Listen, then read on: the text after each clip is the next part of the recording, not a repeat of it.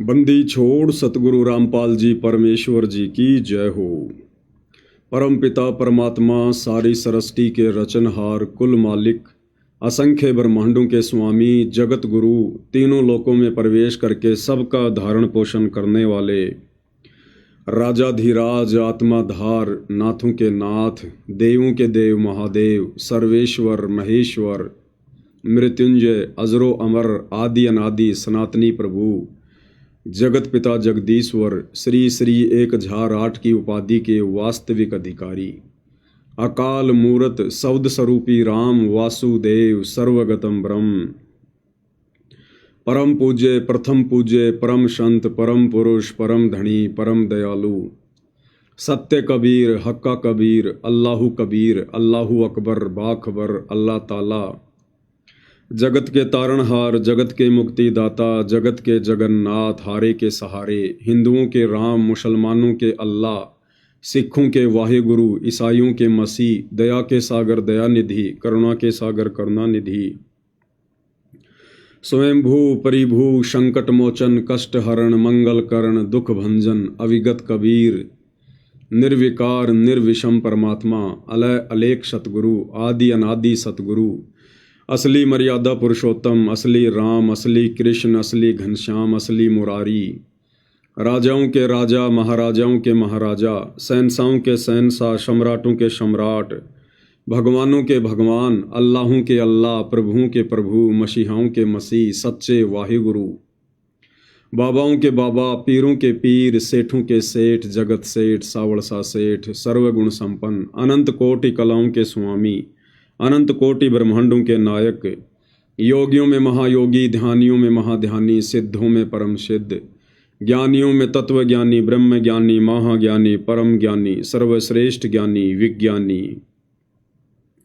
युवा कबीर समृत कबीर असमवात अमित ओजा सच्चे रहनुमा करीम अल्लाह शुभान अल्लाह दुनिया के अंतिम पैगंबर 8 सितंबर 1951 से गांव धनाना जिला सोनीपत हरियाणा भारतवर्ष की पावन भूमि पे प्रकट रियल कल की भगवान श्री नारायण साकार हरि श्री बाबा साहेब नूर अनंत परमात्मा सच्चे दरवेश सच्चे बाखबर सत्य नारायण परमात्मा संत शिरोमणि सतगुरु रामपाल जी परमेश्वर जी के चरण कमल में साध संगति से जुड़े हुए देश विदेश से आप और हम सभी सत्सेवक भाई बहनों का अनंत कोटि दंडवत प्रणाम।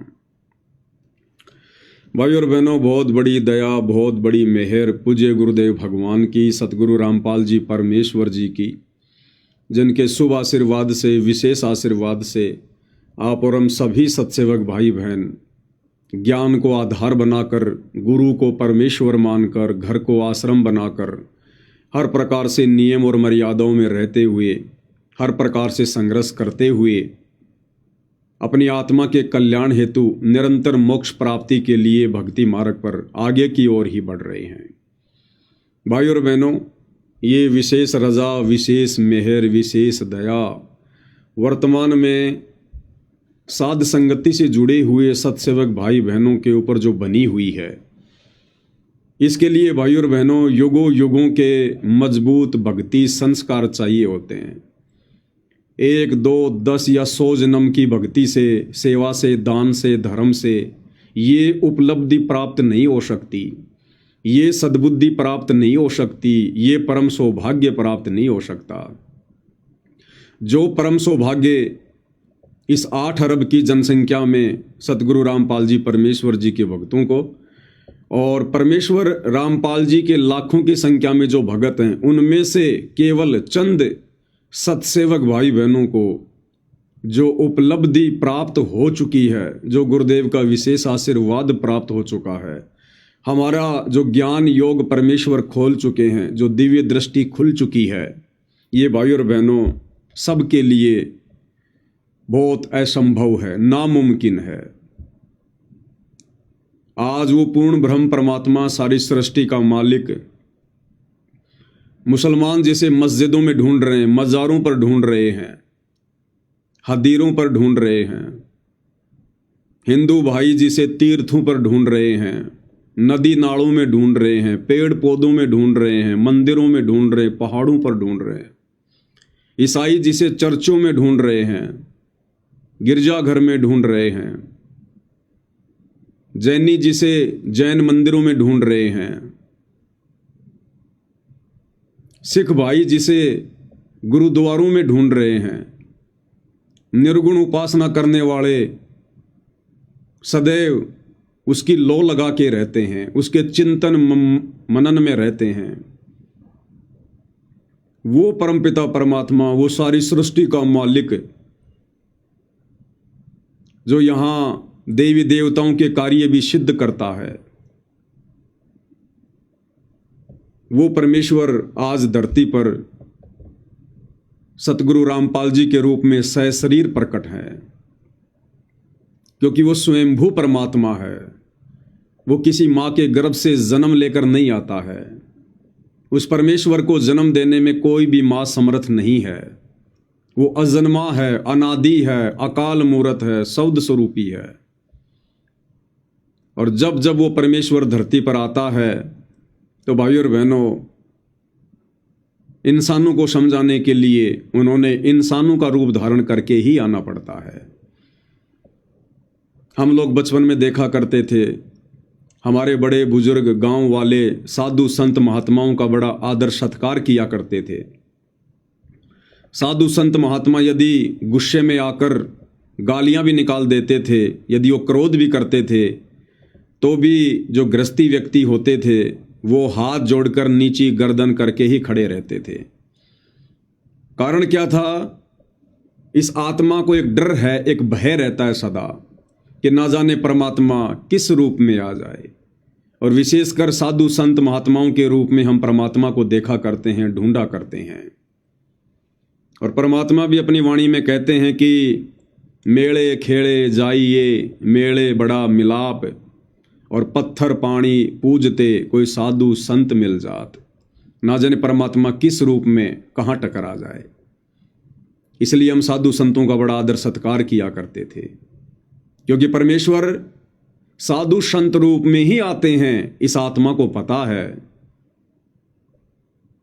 और आज वो पूर्ण ब्रह्म परमात्मा कबीर देव, कबीर अग्नि, अल्लाहू का अल्लाह, संत रूप में, तत्वदर्शी संत रूप में, साधु रूप में, सतगुरु रामपाल जी के स्वरूप में, स्वरूप भी नहीं कह सकते, क्योंकि जो स्वरूप हम वर्तमान में पूज्य गुरुदेव भगवान का देख रहे हैं, यही इनका मूल स्वरूप है, वास्तविक स्वरूप है।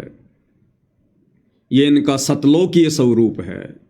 वैसे तो परमेश्वर शब्द स्वरूपी हैं, उनका शब्द रूप है। शब्द रूप का मतलब होता है शक्ति, जिसका कोई वारन पार ना हो, अविगत पुरुष। शब्द से वो परमात्मा जो चाहे रूप धारण कर ले, कितने ही रूप धारण कर ले। नामा और रैदास रसीला, कोई न जाने अवगत की लीला। लेकिन फिर भी परमेश्वर जिस रूप में अपने ऊपर के 4 लोकों में विराजमान है, अनामी लोक में अनामी पुरुष के रूप में, अगम लोक में अगम पुरुष के रूप में, अलख लोक में अलख पुरुष के रूप में, और सत्य लोक में सत्य पुरुष के रूप में, और जिनका वैदिक नाम है कबीर देव। आज वो परमेश्वर हमारे पूज्य गुरुदेव भगवान स्वयं धरती पर प्रकट हैं। आप और हमारी आत्मा के कल्याण के लिए प्रकट हैं, हमें मोक्ष दिलाने के लिए प्रकट हैं। तो ये परम सौभाग्य भाइयों और बहनों ऐसी वैसी आत्माओं को प्राप्त नहीं हो सकता। ये परम सौभाग्य वर्तमान में उन तीनों देवताओं ब्रह्मा विष्णु महेश को भी प्राप्त नहीं है, 33 करोड़ देवी देवताओं को भी प्राप्त नहीं है, 9 नाथ 84 सिद्धों को भी प्राप्त नहीं है, इन बड़े बड़े पंडित और विद्वानों को भी प्राप्त नहीं है, जो सौभाग्य परमेश्वर ने आप और हम चंद आत्माओं के ऊपर बख्शा है। तो भाइयों और बहनों, फिर आप और हमारी भी कुछ जिम्मेदारियां बनती हैं, हमारे भी कुछ कर्तव्य हैं। यदि परमेश्वर ने हमसे अपनी पहचान करवाई है, स्वयं को जनवाया है, क्योंकि इनकी मर्जी के बिना इन्हें कोई जान नहीं सकता, इन्हें कोई पहचान नहीं सकता है। एक सत्संग में पूज्य गुरुदेव भगवान ने बताया कि जिंदा बाबा के रूप में जब कबीर परमेश्वर आदरणीय गरीबदास जी की आत्मा को सतलोक लेकर गए, तो बीच में धर्मराज के लोक में लेकर गए, धर्मराज के लोक में।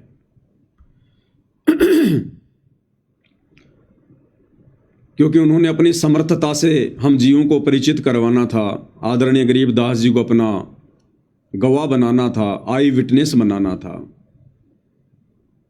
तो आदरणीय गरीबदास जी ने देखा कि जैसे ही परमेश्वर जिंदा बाबा के रूप में धर्मराज के दरबार में प्रवेश हुए, धर्मराज का सिंहासन हिलने लगा। वो धर्मराज जो तीनों लोकों का अकाउंट रखता है, ब्रह्मा विष्णु महेश की फाइल भी जिसकी टेबल पर पड़ी रहती है, 33 करोड़ देवी देवताओं की फाइल जिसके हाथ में है, वो सब का लेखा जोखा करता है एक ब्रह्मांड में। उस धर्मराज का सिंहासन हिलने लगा। उसको चिंता होने लगी, भय सताने लगा कि ये कौन परम शक्ति आ रही है। और जब गरीबदास जी के साथ में परमेश्वर वहां उपस्थित हुए, प्रकट हुए, तो धर्मराज ने खड़े होकर उनके चरण लिए मुकुट समेत। अब इसमें सबसे बड़ी बात क्या है भाइयों और बहनों? सबसे बड़ी बात इसमें क्या है? इसमें गुरुदेव भगवान ने जो सबसे अहम बात बताई, जिस बात को जानना आप और हमारे लिए बहुत जरूरी है, वो बात ये है कि जब परमात्मा आदरणीय गरीबदास जी के साथ में वहां दरबार में उपस्थित हुए, प्रकट हुए, तो गुरुदेव भगवान ने बताया कि बच्चों, गरीबदास जी को तो परमात्मा जिंदा बाबा वाले रूप में ही दिखाई दे रहे थे जो नीचे से गए थे, परंतु धर्मराज को वो वास्तविक रूप दिखाई दे रहा था, असली रूप दिखाई दे रहा था, जिस रूप में परमात्मा त्रिकुटी पर बैठे रहते हैं, त्रिकुटी पर वो रूप उनको दिखाई दे रहा था उस समय वहां पर।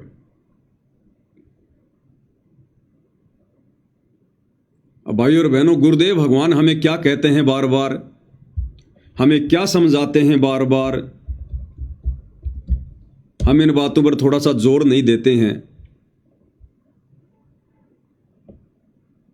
गुरुदेव भगवान हमें बार बार कहते हैं कि बच्चों, जब आप त्रिकुटी पर जाओगे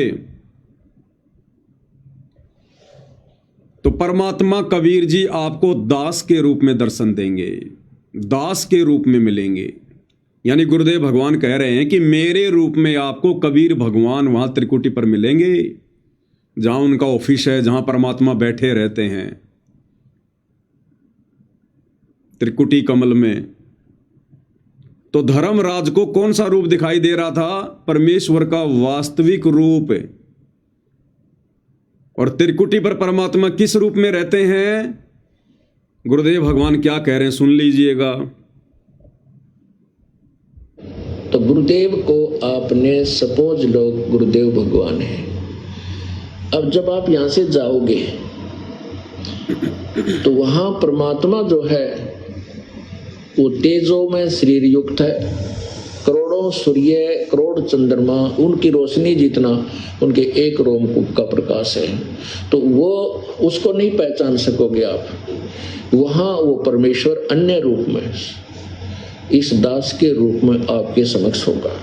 अब जैसा आपका व्यवहार, बर्ताव, अंदर में दोष या पवित्रता होगी, तो यहाँ परमात्मा का एक रेस्ट वो है, राजदूत भवन है, वहां रखेगा त्रिकुटी पर। उस त्रिकुटी पर जाकर के जब यहाँ से आप त्रिकुटी तक तो पहुंच जाओगे, वहां से फैसला होगा।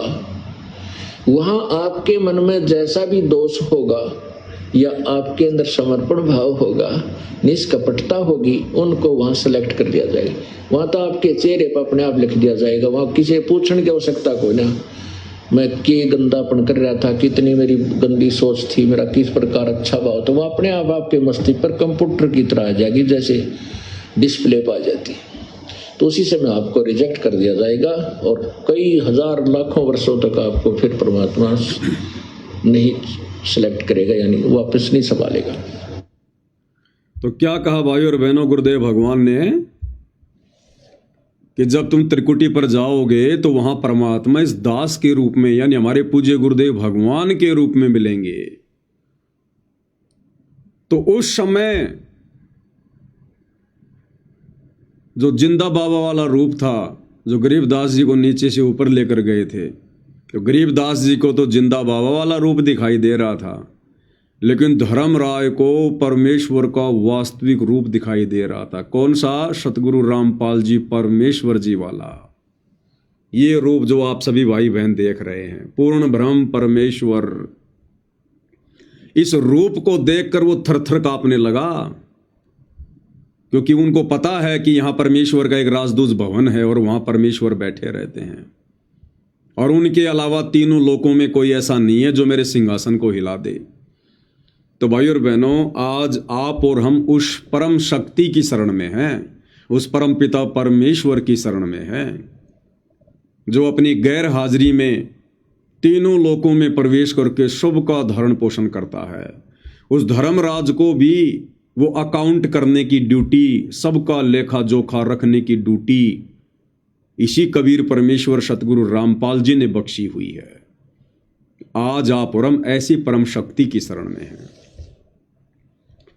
अब भाई और बहनों, इतना सब कुछ समझ में आने के बाद, क्योंकि ये समझाने के लिए तो ही परमेश्वर ने पिछले 30 वर्षों से इतना संघर्ष किया है, गांव गांव जाकर सत्संग किए हैं, नगर नगर जाकर परमेश्वर ने प्रवचन किए हैं, आप और हमारे लिए डीवीडी, सीडी, मेमोरी कार्ड, ये सब कुछ बनाए हैं।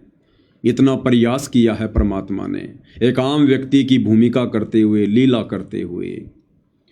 तो अब भाई और बहनों, आप और हमारे अंदर बिल्कुल भी परमेश्वर की पहचान को लेकर कच्चापन नहीं रहना चाहिए।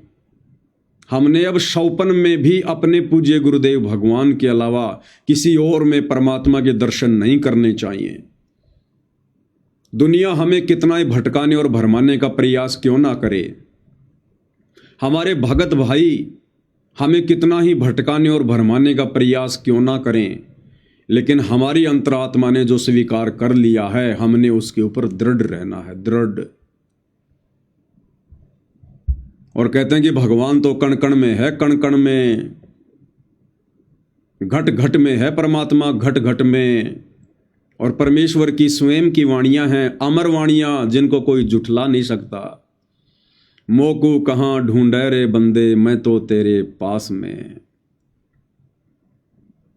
घट ही में गंगा, घट ही में जमुना, और घट ही में है जगदीश सतगुरु तारेंगे। स्वर्ग सात आसमान पर भटकत है मनमूड, अरे वो खालिक तो खोया नहीं, इसी महल में ढूंढ। तो अब हमने धोखा नहीं खाना है भाई और बहनों, बिल्कुल भी, किसी भी कीमत पर। ये हमारे विश्वास की अंतिम परीक्षा चल रही है, अंतिम परीक्षा। और दास की जिम्मेदारी बनती है कि आप सभी भगत भाई बहनों को मैं समय से पहले ही अवगत करवा दूं, परिचित करवा दूं।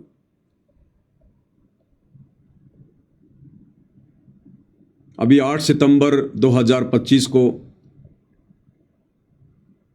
पूर्ण ब्रह्म परमात्मा, सारी सृष्टि के मालिक कबीर देव सतगुरु रामपाल जी अपनी लीला अनुसार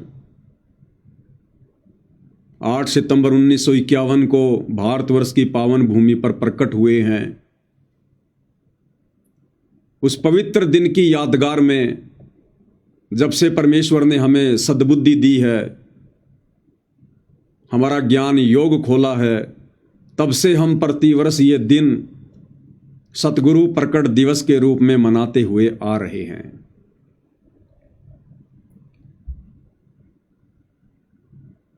और हमने यह दिन पूज्य गुरुदेव भगवान की गैर हाजिरी में, यानी सूक्ष्म रूप में, नूरी रूप में, तेजोमय रूप में, परोक्ष रूप में, परमेश्वर हम सबके साथ में हैं। उनके बिना हम इस भक्ति पर एक कदम चल ही नहीं सकते। कोई चल के तो दिखा दो, कोई माई का लाल, इस भक्ति पर एक कदम भी। अब बहुत सारे भाई बहन कहेंगे हम चल रहे हैं भाई, हम तो दाढ़ी मूंछ वाले कबीर जी को भगवान मान रहे हैं और हम तो शतलोक आश्रमों से जुड़े हुए हैं, हम तो भक्ति कर रहे हैं, हम चल रहे हैं भक्ति मार्ग पर। वो चल नहीं रहे भाई और बहनों, वो चल नहीं रहे, वो चलते हुए दिखाई दे रहे हैं और उनको भरम है कि हम भक्ति पर सही चल रहे हैं। जब हम छोटे छोटे थे या आज भी, जब कोई व्यक्ति ट्रेन का सफर करता है और जब ट्रेन अपनी फुल स्पीड पे होती है और आदमी जब खिड़की से देखता है, तो जब हम छोटे छोटे थे तो हम ये कहा करते थे कि देखो देखो वो पेड़ पौधे भाग रहे हैं, पेड़ पौधे भाग रहे हैं, पीछे की तरफ जा रहे हैं पेड़ पौधे। तो हमारे घर वाले कहते थे, रे बुद्धू, ये पेड़ पौधे नहीं भाग रहे, ये ट्रेन भाग रही है, पेड़ पौधे तो वहीं रुके हुए हैं। तो इन सतलोक आश्रमों से जुड़े हुए भाई बहनों को ये भ्रम है कि हम भक्ति मार्ग पर आगे बढ़ रहे हैं, आगे बढ़ रहे हैं हम भक्ति मार्ग पर। भाई आपके कदम तो पीछे हटते जा रहे हैं, पीछे। भक्ति मार्ग पर आगे कदम बढ़ाना वो होता है जब आप अपने गुरुदेव भगवान के वचन में रहकर जो शिक्षा उन्होंने दी है, जो भक्ति का पाठ उन्होंने पढ़ाया है, जो मर्यादा उन्होंने बताई है, उनकी प्रत्येक मर्यादाओं में रहकर और मर्यादा में रहोगे तो भाई चौतरफा संघर्ष करना पड़ता है। सहज में परमात्मा नहीं मिलता। ये परमात्मा है, कोई खेत की मूली नहीं है, जब मर्जी आया उखाड़ा और खा लिया। हर प्रकार से मर्यादा, संघर्ष, और फिर भी भक्ति मार्ग पर डटे रहना, काल से संघर्ष करते रहना, उसको कहते हैं भक्ति। फिर भी भक्ति मर्यादाओं में डटे रहना। बाकी जो लोग कहते हैं कि हम तो भक्ति मर्यादाओं पर हैं, हमारे कदम आगे की ओर बढ़ रहे हैं, भाई तुम्हारे कदम तो राजनेताओं की रैलियों की तरफ बढ़ रहे हैं, तुम्हारे कदम आन उपासनाओं की तरफ बढ़ रहे हैं, तुम्हारे कदम काल के मुख की तरफ बढ़ रहे हैं, तुम्हारे कदम भक्ति मार्ग की तरफ नहीं बढ़ रहे, परमेश्वर को प्रसन्न करने की तरफ नहीं बढ़ रहे। ये कदम तो सत्सेवक भाई बहनों के बढ़ रहे हैं। तो भाई और बहनों, हमने इसी प्रकार से कदम आगे बढ़ाते हुए पूज्य गुरुदेव के अमर तत्व ज्ञान को आधार बनाते हुए, गुरुदेव की गैर हाजिरी में घर को आश्रम बनाकर शतभक्ति करते हुए, हर प्रकार से संघर्ष करते हुए, गुरुदेव पर विश्वास रखते हुए, आप और हमने ये 8 सितंबर 2025 का पावन दिन, ये पवित्र दिन, जिस दिन परमेश्वर इस धरा पर प्रकट हुए आप और हमारे आत्मिक कल्याण के लिए, तो 8 सितंबर का वो पवित्र दिन सतगुरु प्रकट दिवस के रूप में हम सभी सत्सेवक भाई बहनों ने अपने अपने घर पर ही मनाना है। क्योंकि परमेश्वर ने हमारे घरों को ये आश्रम बना रखा है। जिनके घर अभी तक आश्रमों में तब्दील नहीं हुए हैं, जिनके घर अभी तक शमशान घाट हैं, वो आश्रमों में जाकर इस दिन को मना सकते हैं। बाकी परमेश्वर जी ने जिन जिन अपनी आत्माओं के घरों को आश्रमों में तब्दील कर दिया है, उन भाई बहनों ने कहीं भी भटकने की जरूरत नहीं है, भ्रमणे की जरूरत नहीं है। काल हमें डराएगा, भयभीत करेगा, प्रलोभन देगा, परंतु हमने डगमग नहीं होना है, बिल्कुल भी हमने डगमग नहीं होना है। और 8 सितंबर के दिन हम सभी भगत भाई बहनों ने, जैसा कि हम पहले से मनाते आ रहे हैं, अपने घर पर ही सतगुरुदेव भगवान का प्रकट दिवस मनाना है।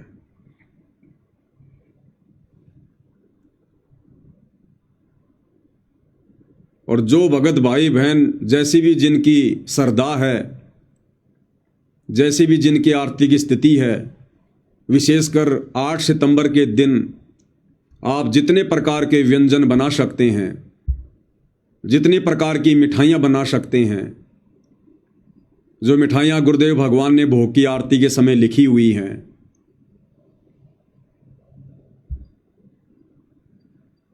आप चाहें तो सारी मिठाइयाँ बनाइए, 36 प्रकार के व्यंजन बनाइए, परमेश्वर जी को रिझाने के लिए, उनको मनाने के लिए।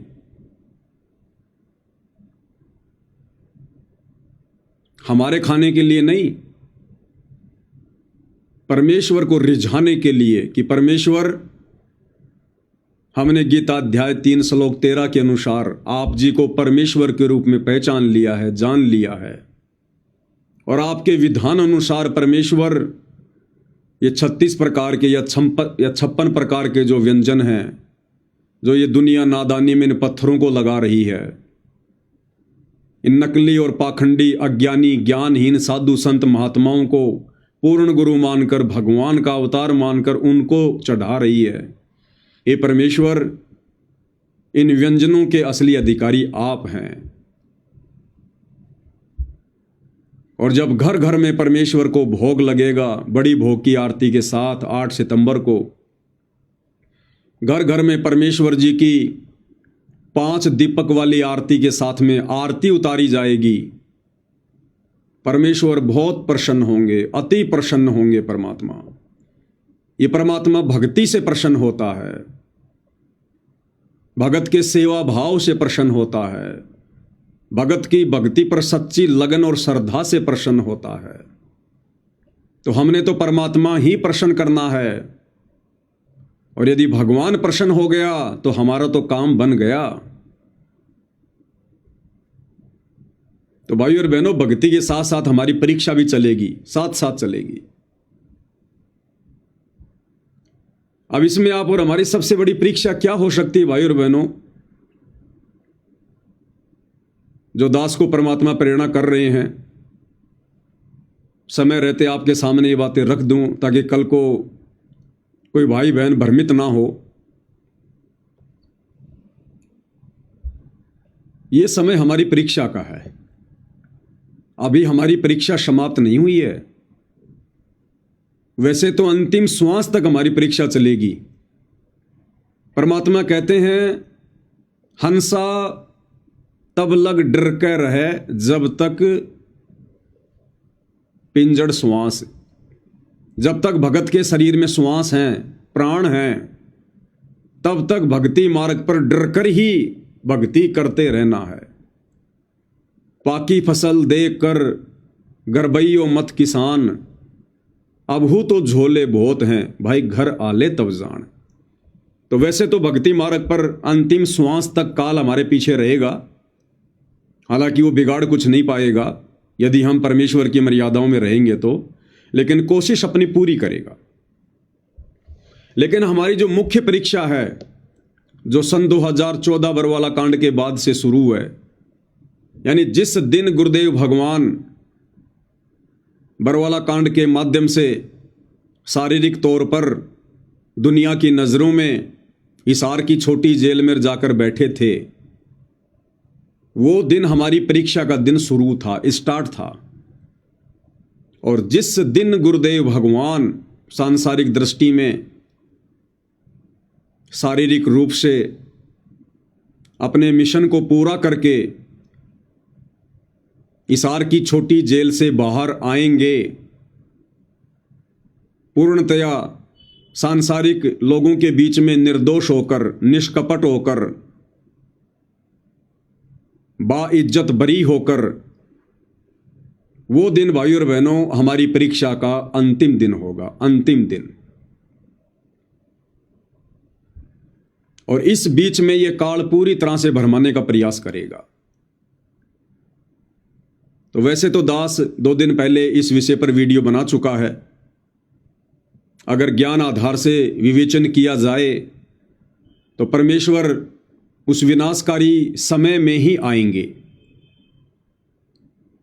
लोग उन्हें कंधों पर बैठा कर लाएंगे, उनकी जय जयकार करते हुए उन्हें बाहर लाएंगे, अपनी गलतियों की क्षमा याचना करते हुए उन्हें बाहर लेकर आएंगे। लेकिन भाई और बहनों, परीक्षा के लिए परमात्मा कुछ भी कर सकता है, कोई भी खेल खेल सकता है, कोई भी लीला परमात्मा कर सकता है। परमेश्वर बीच में भी आ सकते हैं, कोई बड़ी बात नहीं है, वो तो उनकी मर्जी है, उनकी मौज है। हम कुछ नहीं कह सकते, कुछ नहीं कर सकते।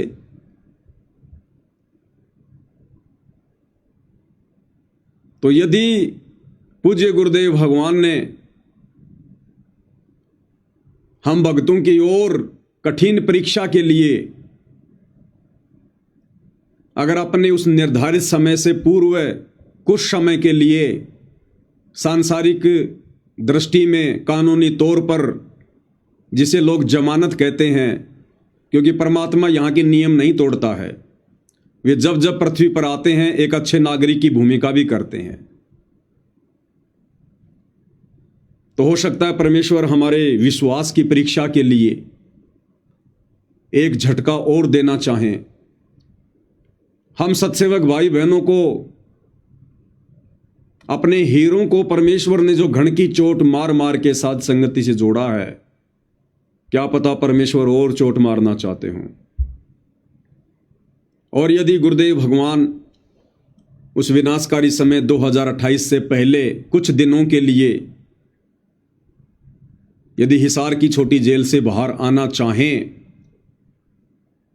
तो भाई और बहनों, वो आप और हमारी परीक्षा का और कठिन समय होगा, कठिन समय।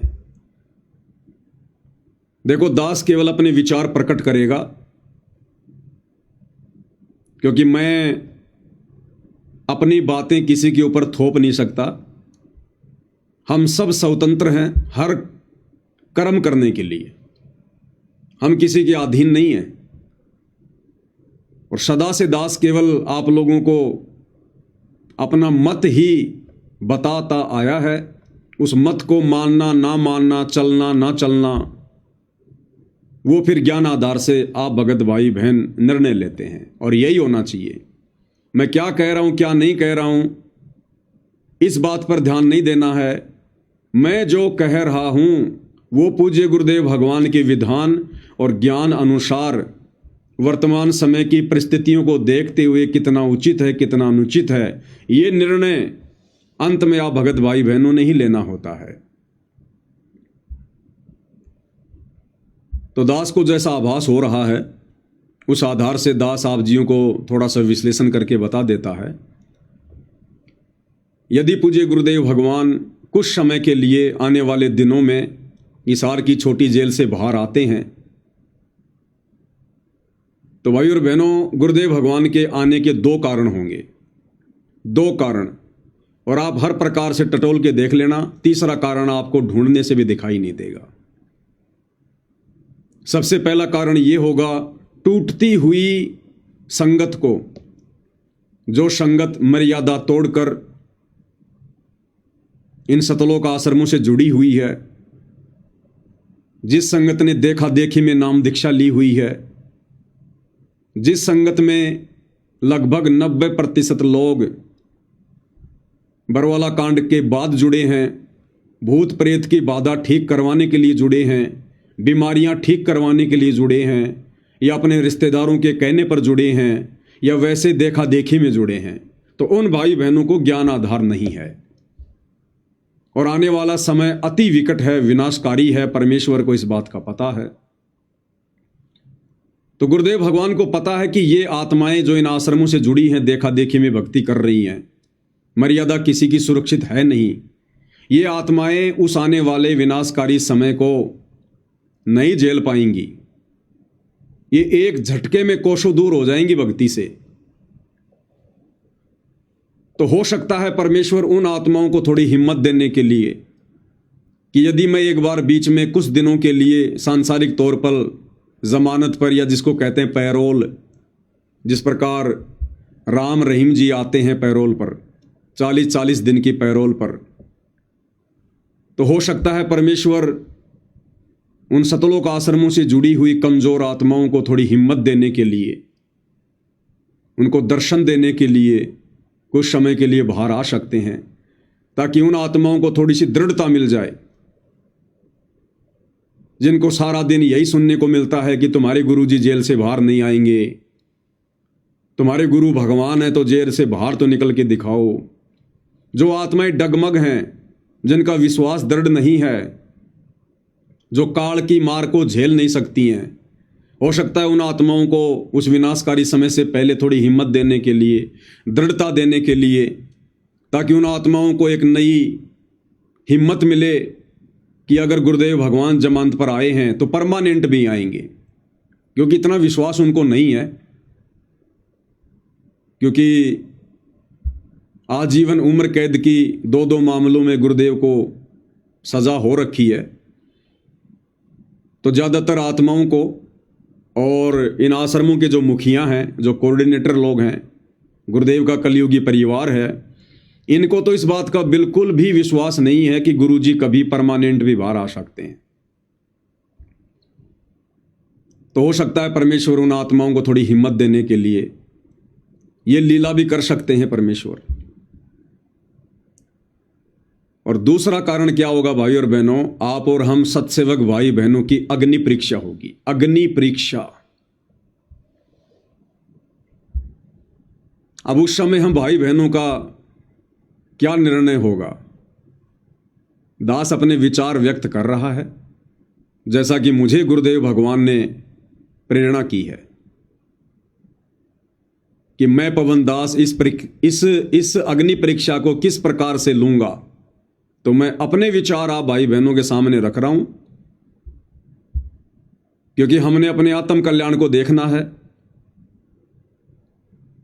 हमने इस ज्ञान को आधार बनाकर आगे बढ़ना है। भावनाओं में बहने का मार्ग नहीं है, आंखों से आंसू निकाल कर आगे बढ़ने का मार्ग नहीं है, जोश में होश खोकर भक्ति बर्बाद करने का समय नहीं है। यदि गुरुदेव भगवान कुछ समय के लिए आ भी जाते हैं तो फिलहाल तो परमेश्वर इन आश्रमों में ही आएंगे, क्योंकि ज्यादातर संगत इन आश्रमों से जुड़ी हुई है। तो भाई और बहनों, दास की भी अग्नि परीक्षा है। तो दास उस समय भाई और बहनों उन आश्रमों में नहीं जाएगा। अब यहां पर जो कमजोर आत्माएं होंगी वो तुरंत अपने विचार व्यक्त कर देंगे काल प्रेरणा से कि देखो भाई, हम तो पहले ना कहा करते थे कि ये पवन दास पक्का काल का दूत है। जब कल को गुरुजी आएंगे तब भी ये यही कहेगा कि नहीं नहीं नहीं, गुरुजी तो हमारे घर पर ही हैं, गुरुजी तो हमारे साथ में ही हैं, हम नहीं जाएंगे, हम नहीं जाएंगे। तो भाई और बहनों, वो तो उनकी सोच है बेचारों की, उन तो सदा से ऐसी सोच रही है उनकी तो। लेकिन हम क्यों नहीं जाएंगे? क्योंकि गुरुदेव भगवान तो हमें बुलाएंगे नहीं, क्योंकि परीक्षा अभी समाप्त हुई नहीं है। अभी परीक्षा समाप्त हुई नहीं है, तो गुरुदेव भगवान तो हमें बुलाएंगे नहीं। और इन सतलोक आश्रम वालों के कहने से हम जाएंगे नहीं।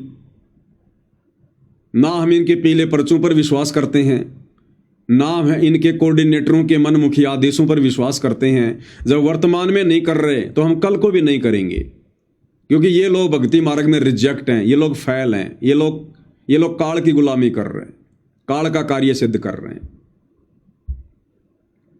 तो पूज्य गुरुदेव भगवान तो कहेंगे नहीं कि भाई सत्सेवकों तुम आ जाओ, साथ संगत वालों तुम आ जाओ, आशीर्वाद ले लो, दर्शन कर लो।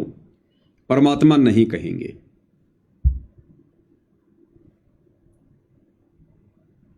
और वर्तमान परिस्थितियों में भाई और बहनों, दास तो जाएगा नहीं। क्यों नहीं जाएगा? अगर चले गए तो ये दास तो उसी दिन फेल हो जाएगा। ये पवन दास तो समझो उसी दिन फेल हो गया। क्यों फेल हो गया? कारण क्या है?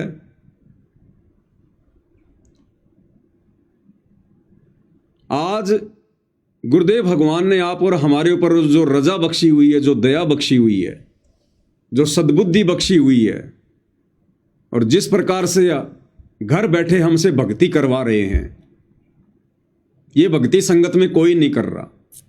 सत्सेवकों के अलावा 21 ब्रह्मांड में पूर्ण ब्रह्म परमेश्वर कबीर देव, सतगुरु रामपाल जी की शास्त्र अनुकूल यथार्थ सत भक्ति जिस प्रकार से सत्सेवक भाई बहन अपने अपने घरों पर कर रहे हैं, ये भक्ति इस ब्रह्मांड में कोई नहीं कर रहा है।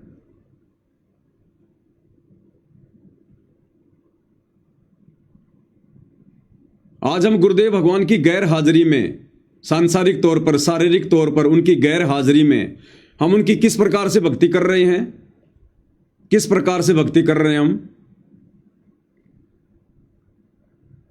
हम सुबह उठते ही जब गुरुदेव भगवान को दंडवत प्रणाम करते हैं, सबसे पहले मंगलाचरण बोलते हैं, उसके बाद समरथ साहेब रत्न उजागर ये 9 वाणियां बोलते हैं,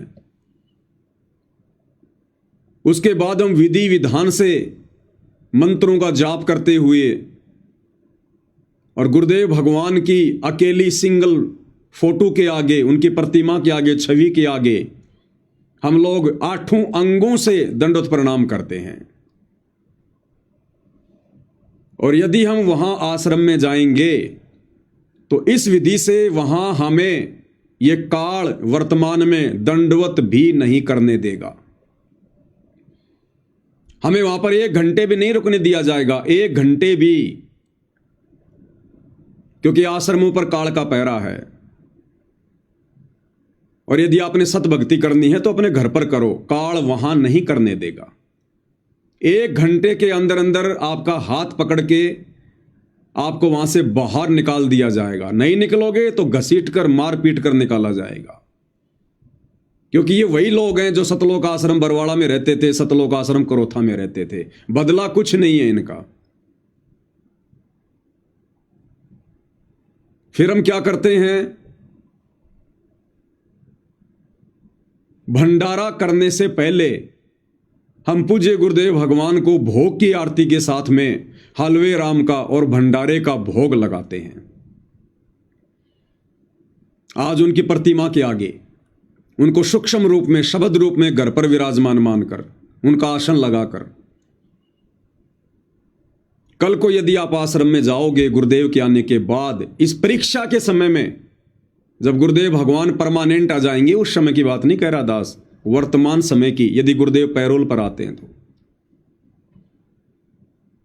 तो जब हम आज उनकी गैर हाजिरी में और गुरुदेव भगवान को गीता अध्याय 3 श्लोक 13 के अनुसार विधि विधान अनुसार भोग लगाए बिना अन्न का दाना भी ग्रहण नहीं करते हैं, तो आपको आश्रम में कौन भोग लगाने देगा भाई?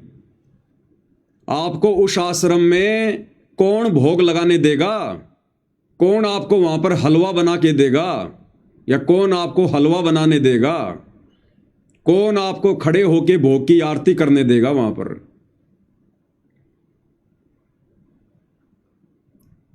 अरे जब उनकी गैर हाजिरी में कर रहे हैं तो आश्रम में तो वे साक्षात बैठे हैं। फिर साक्षात परमेश्वर को भोग लगाए बिना हम कैसे अन्न जल ग्रहण कर सकते हैं? ये हमारी परीक्षाएं होंगी कि नालायको देखा देखी में भोग लगा रहे हो, देखा देखी में चल रहे हो, या कुछ दृढ़ता भी है? तो बताइए वहां आपको कौन भोग लगाने देगा? यदि आपने बिना भोग लगाए खाया तो इसका मतलब वर्तमान में आप ढोंग कर रहे हो, पाखंड कर रहे हो, दिखावा कर रहे हो, ड्रामा कर रहे हो। वो अंतर्यामी तो वहां बैठा बैठा सब कुछ देख रहा है। अंतर्यामी गुरुदेव तो अंदर बैठे बैठे सब कुछ देख रहे होंगे। फिर हम क्या करते हैं, जैसे ही संध्या आरती का समय होता है, हम 5 दीपक वाली आरती के साथ पूज्य गुरुदेव भगवान की आरती उतारते हैं। ये विधान है, पाती पंच पोहप कर पूजा, देव निरंजन और न दूजा। अब यदि आप आश्रम में गए और संध्या आरती शुरू हुई तो आप वैसे तो आरती करोगे नहीं जैसा कि ये आश्रम वाले भाई बहन करते हैं। ये तो केवल फॉर्मेलिटी करते हैं। कोई बैठा है, कोई लेटा है, कोई बाथरूम में है, कोई क्या कर रहा है। इनका तो वही नियम, वही शेड्यूल। और हमें पता है कि साक्षात परमात्मा आश्रम में विराजमान है, गुरुदेव भगवान साक्षात विराजमान है। तो क्या आप 5 दीपक वाली आरती के बिना अपने पूज्य गुरुदेव भगवान की संध्या आरती किए बिना रह पाएंगे? लेकिन तुम्हें करने कौन देगा? तुम्हें करने कौन देगा? गुरुदेव तो अंदर बैठे होंगे, बाहर तो इन्हीं लोगों का पहरा होगा, काल के एजेंटों का। तुम्हें वहां कौन घी गरम करने देगा? तुम्हारी 5 दीपक वाली थाली भी कोई अंदर नहीं जाने देगा, वहीं चेक करके तुम्हें बाहर कर दिया जाएगा। कौन तुम्हें घी गरम करने देगा? कौन तुम्हें पांति पंच पहोप कर पूजा उस थाली के साथ में वहां पर आरती करने देगा भाई? और अगर नहीं की तो उसी समय हम परीक्षा में फेल, उसी समय फिर हम परीक्षा में फेल।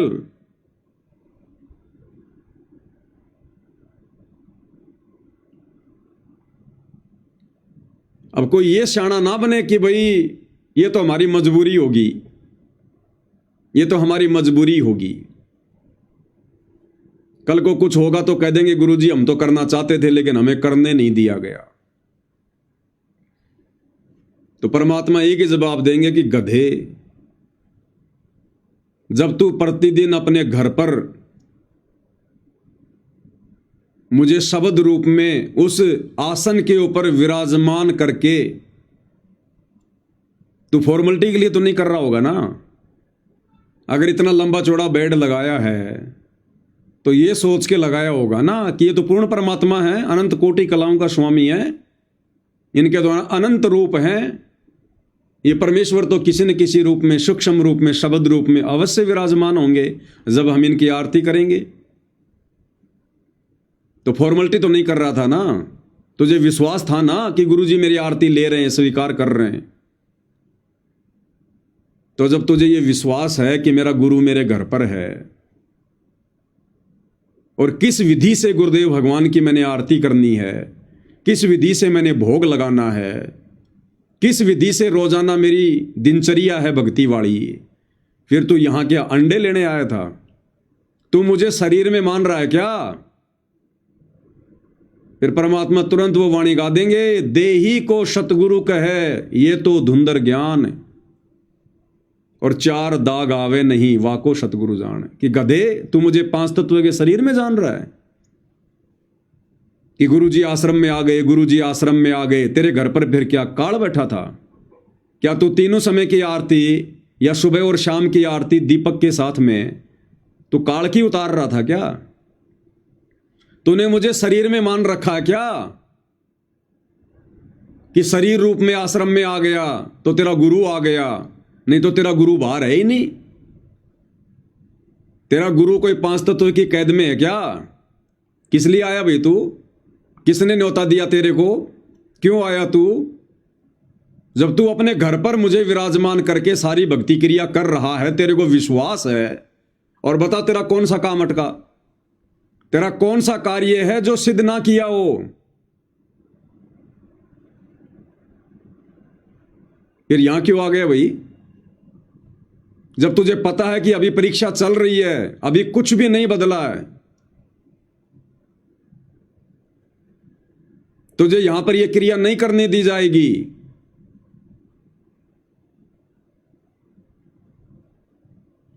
क्या मैंने विशेष संदेशों में नहीं कहा कि परमात्मा चाहने वाली आत्माओं के लिए तो घर घर आश्रम बन चुके हैं, घर घर आश्रम बन चुके हैं। फिर तूने क्या विश्वास किया? जब तेरे को इतना ही विश्वास नहीं है, फिर तू क्या फॉर्मेलिटी कर रहा था, भक्ति कर रहा था, ड्रामा कर रहा था? फिर तूने देखा देखे में वो 5 दीपक वाली आरती मंगवाई है क्या? जब मैंने संदेशा भिजवा दिया था कि भाई मैंने घर घर को आश्रम बना दिया है, घर घर को आश्रम बना दिया है, क्या सत्संग सुने फिर तूने? बच्चों वो ठीक का दिन आ गए, चारों तरफ गदाता का एक समय में 4-5 बच्चों वो ठीक का दिन आ गए, चारों तरफ डंका बोल गया दाता का। एक समय में 4-5 लाख बच्चे सत्संग सुन रहे। इतना बड़ा हम आश्रम बना कर भी नहीं सुना सकते थे। एक बंदी छोड़ सारा संसार आश्रम बन गया मेरे बंदी छोड़ का। वो घर घर आश्रम बन गया। सर अपने बच्चों के ऊपर किसी कृपा करिए मेरे दाता है। बच्चों फिर क्या बताते हैं? फिर क्या जवाब देंगे भाई कि बेटा जब मैंने तेरे को पहले कह दिया था विशेष संदेशों के माध्यम से कि घर घर आश्रम बन चुका है, घर घर।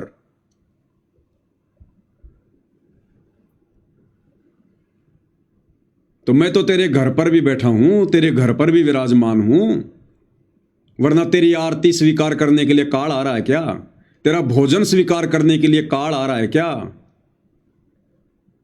ये लाखों की भीड़ से अधिक तेरे को जो ये सद्बुद्धि बख्शी है, ये काल ने बख्शी है क्या? फिर क्या जवाब देंगे? और गुरुदेव भगवान कहेंगे तू कहां आ गया भाई? अरे तू कहां आ गया? मुझे प्राप्त करने के लिए तू कहां आ गया? कबीरा तहां जाइए रह संतन की प्रीत, इष्ट मिले और मन मिले और मिले सकल सब रीत। तू कहां आ गया? इस आश्रम की भीड़ में इन लोगों के साथ में भले ये तेरे गुरु भाई हैं, लेकिन तुम दोनों के विचारों में कितना अंतर है? सतगुरु को देखने का नजरिया तुम दोनों का कितना अलग है? तुम दोनों के इष्ट कहां मिलते हैं? इष्ट मिले और मन मिले, मिले सकल सब रीत। तो बता भाई, इन आश्रम वालों के और तुम साथ संगति वालों का इष्ट कहां मिल रहा है? अरे इन आश्रम वालों का इष्ट तो आज भी वही दाढ़ी मूछ वाला नकली कबीर है। और तुमने किसको अपना इष्ट मान रखा है कि गुरुदेव आपको? तो यहां क्या फिर तू टिंडे लेने आया है? जब तुझे पता है कि इन आश्रमों में मेरे गुरुदेव को इष्ट मानकर पूजा नहीं होती, भक्ति नहीं होती, तुम्हारा और इनका इष्ट नहीं मिल रहा, क्यों आया तू यहां पर? तुम्हारा और इनका मन कहां मिल रहा है? इनके और तुम्हारे विचारों में तो रात दिन का अंतर है। इनके मन में तो 24 घंटे राजनीति बसी रहती है, गंदगी बसी रहती है।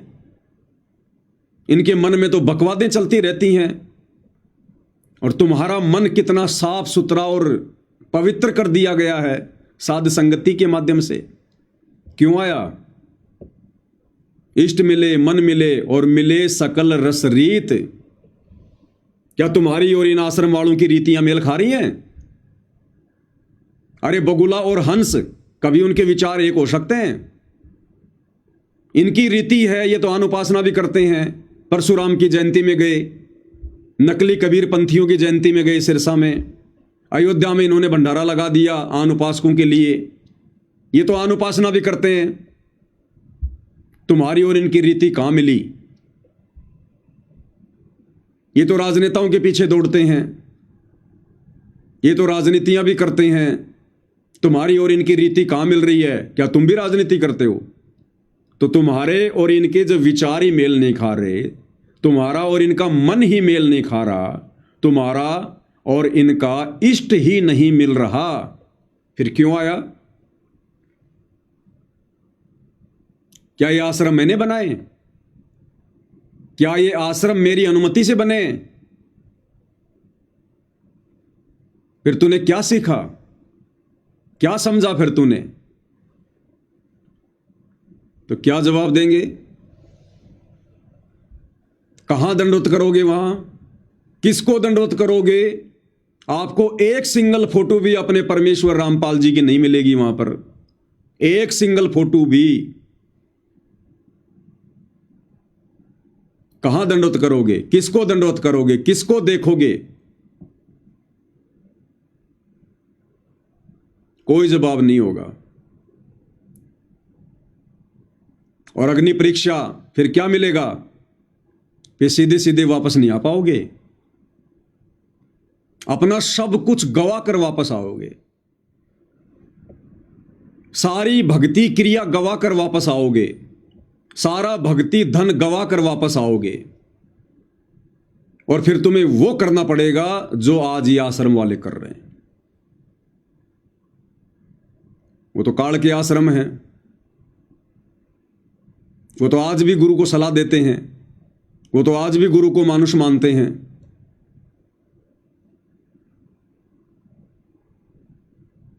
फिर तुम्हें क्या किया जाएगा? गुरु के सामने पेश किया जाएगा, क्योंकि ये लोग इन शास्त्र अनुकूल शत भक्ति वाली भक्ति क्रियाओं से तो प्रसन्न होते नहीं हैं। इनकी नजरों में तो हम सत्सेवक भाई बहन वैसे ही आग की तरह जल रहे हैं। इनका तो पारा 104 डिग्री पहुंच जाएगा हमारे को देखते ही। इनकी नजरों में तो हम गुरुद्रोही हैं, जैसे कानून की नजरों में हमारे गुरुदेव देशद्रोही हैं, ऐसे ही हम इन आश्रम वालों की नजरों में देशद्रोही हैं। फिर गुरु के सामने पेश किया जाएगा। अब परीक्षा थोड़ी समाप्त हो गई, परीक्षा समाप्त नहीं हुई। तो गुरु को तो इन्होंने जो बातें बता रखी हैं, एक आम व्यक्ति मानकर, मानुष मानकर, हिसार की जेल में जाकर, कि हम सत्सेवक क्या हैं और उनके मिशन में क्या भूमिका निभा रहे हैं, तो गुरु तो उसी हिसाब से जवाब देगा। और ये तो धड़ल्ले से कहेंगे, इनको कोई शर्म तो है नहीं। ये आश्रम वाले तो कहेंगे, देखो गुरु जी ये पाखंडी, देखो ये आपका प्रकट दिवस मना रहे हैं कि संत रामपाल जी का जन्म नहीं हुआ, ये आपको भोग लगा रहे हैं। कबीर साहिब की इन्होंने फोटो फाड़ दी, और गुरुदेव ये आपकी आरती उतार रहे हैं, जबकि आपने तो आरती उतारने के लिए मना किया है। ये सारी बातें, और परीक्षा समाप्त थोड़ी हुई है। फिर गुरु क्या कहेगा? धमकाएंगे हमें ही डांटेंगे और कहेंगे, नालायकों तुम्हारे को किसने कहा था? क्या मैंने तुम्हें कहा कि मेरी आरती उतारो? मैंने तुम्हें कहा कि मेरे को भोग लगाओ? मैंने तुम्हें कहा कि कबीर की फोटो फाड़ो? तुम सबके एक नाम खंड हैं, तुम जितने भी लोग हो तुम सबके नाम खंड हैं। और मैंने कितनी बार ऑडियो में बोला, वीडियो में बोला, लेटर लिख के दे दिए। उस पवन जयपुर वाले के साथ में तुम जितने भी हो तुम सबके नाम खंड हैं। अगर भक्ति करनी है तो नाम शुद्ध करवाओ, जाके नाम शुद्ध करवाओ और आश्रमों में आओ, भक्ति करो, सेवा करो। दोबारा यदि कभी भी उसकी तरफ चले गए, उसका वीडियो भी देख लिया, तो मिशन से सदा के लिए बाहर निकाल दूंगा। ये इनाम मिलेगा, ये पुरस्कार मिलेगा, भारत रत्न अवार्ड। यदि वर्तमान इस परीक्षा के समय में यदि गुरुदेव भगवान आप और हमारी अग्नि परीक्षा लेने के लिए अगर कुछ दिनों के लिए पैरोल पर बाहर आते हैं तो, और यदि सत्सेवक भाई बहन अपने आप को डेढ़ शाना समझकर यदि उन आश्रमों में जाते हैं, तो सबको पकड़ पकड़ के स्पेशल गुरु जी के सामने पेश किया जाएगा। स्पेशल पकड़ पकड़ के,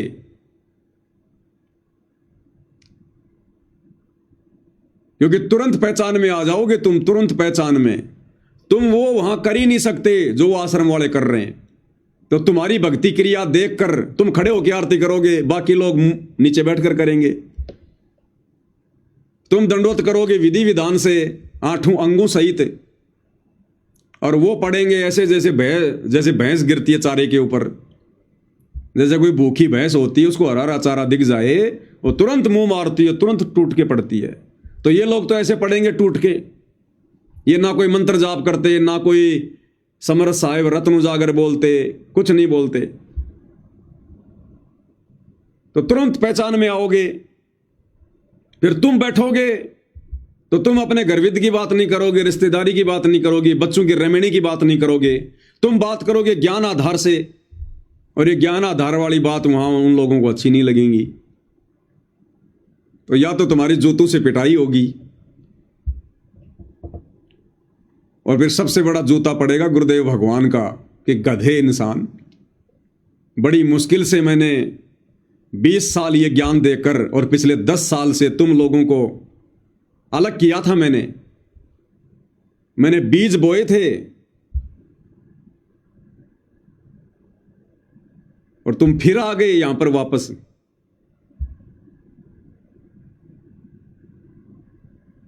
फिर क्या जवाब दोगे भाई? तो भाई और बहनों, दास का तो यही मत है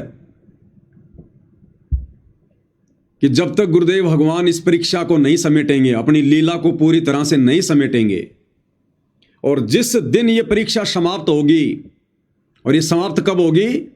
जिस दिन गुरुदेव बाइज्जत परमानेंट बाहर आएंगे। और जिस दिन गुरुदेव बाइज्जत परमानेंट बाहर आएंगे, उस दिन भाई और बहनों संगत में ये नौबत ही नहीं रहेगी कौन सही कौन गलत। ये दूध का दूध और पानी का पानी परमात्मा अपने परमानेंट बाहर आने से पहले ही कर देंगे। जो भक्ति करने वाले होंगे वो सीधे हो जाएंगे, चाहे वो गुरु जी का परिवार हो, चाहे कोऑर्डिनेटर हो, चाहे कोई जी हो। अगर भक्ति नहीं करना चाहेंगे, बकवाद ही करेंगे, तो ऐसे जाएंगे जैसे गधे के सिर से सींग जाते हैं। और अगर भक्ति करना चाहेंगे तो ये लोग अपनी तमाम गलतियों को मानते हुए और ये सरेंडर हो जाएंगे, सरेंडर कि हां, अगर गुरु को प्रसन्न करना है, परमात्मा प्राप्ति करनी है, मोक्ष करवाना है, तो हमने सत्सेवकों की तरह भक्ति करनी पड़ेगी। सत्सेवकों के साथ मिलकर भक्ति मार्ग पर चलना पड़ेगा। तो उस समय भाई और बहनों ये नौबती नहीं रहेगी। फिर चाहे गुरु जी इन आश्रमों में आओ, चाहे गुरु जी जगन्नाथ के मंदिर में जाओ, वहां फिर सभी जाएंगे परमात्मा के बच्चे। उस समय सभी लोग इसी विधि से भक्ति कर रहे होंगे जैसे आज आप और हम कर रहे हैं, अपने घर पर परमेश्वर को विराजमान मानकर। कोई विरोधाभास नहीं होगा, कोई रोकने टोकने वाला नहीं होगा, कोई आश्रम वाला या कोई भी विशेष नहीं होगा, कोई कोऑर्डिनेटर नहीं होगा। उस समय केवल वही भगत होंगे जिनको परमात्मा चाहिए, जिनको भगवान चाहिए। और परमात्मा चाहने वाली आत्मा किसी की तरफ उंगली भी नहीं कर सकती, उंगली भी। उसको पता है कि भाई जो जैसा करेगा अपना पाएगा, हमने तो अपना मोक्ष करवाना है, भक्ति करनी है। और क्या गलत कर रहे हैं ये साथ संगत वाले? अरे यही तो है भक्ति जो हमने करनी चाहिए थी, लेकिन हम बकवाद करते रहे। तो उस समय ये झगड़ा, ये फसाद, ये मनमुटाव, ये विचारधारा अलग अलग रहेगी नहीं। सबका इष्ट एक ही होगा, सतगुरु रामपाल जी। सबके मन एक जैसे होंगे, सबके विचार रीति रिवाज एक जैसे होंगे। उस समय जाएंगे अपने परमेश्वर के दर्शन करने के लिए। उस समय जाएंगे परमेश्वर का आशीर्वाद लेने के लिए। और उस दिन से ये पूरा संसार, ये पूरी दुनिया अपने परमेश्वर को, अपने भगवान को, सतगुरु रामपाल जी को विशेष सिंहासन पर विराजमान करके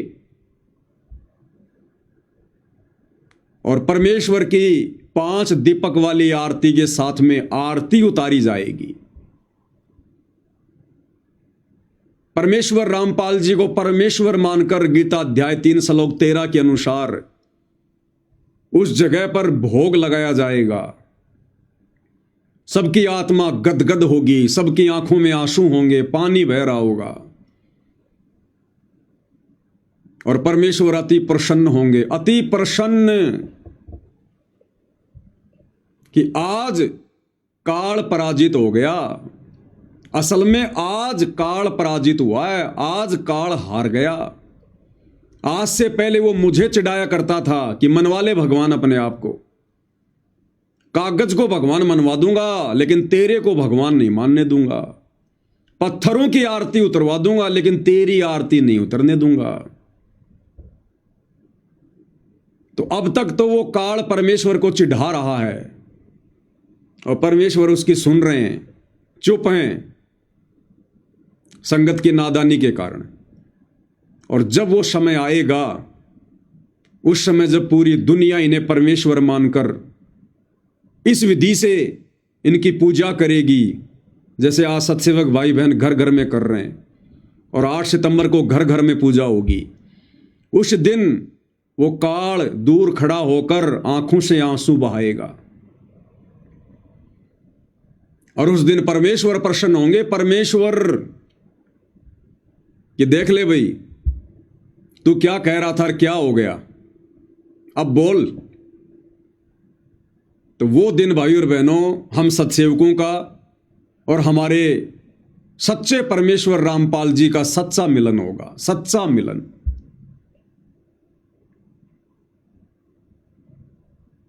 और अगर ऑपरेशन के बीच में कोई गड़बड़ की तो भैया डॉक्टर अगर नाराज हो गया तो काम बिगड़ जाएगा, सारा काम बिगड़ जाएगा। देख लो इस परीक्षा के समय में जितने लोग साथ संगति से जुड़े हुए थे और बीच में फिर अपने आप को डेढ़ शाणे समझकर या काल प्रेरित होकर और जब जब इन आश्रमों में गए हैं और गुरुदेव से बात करने का प्रयास किया है तो उनको एक ही चीज मिली है, कुसंगति,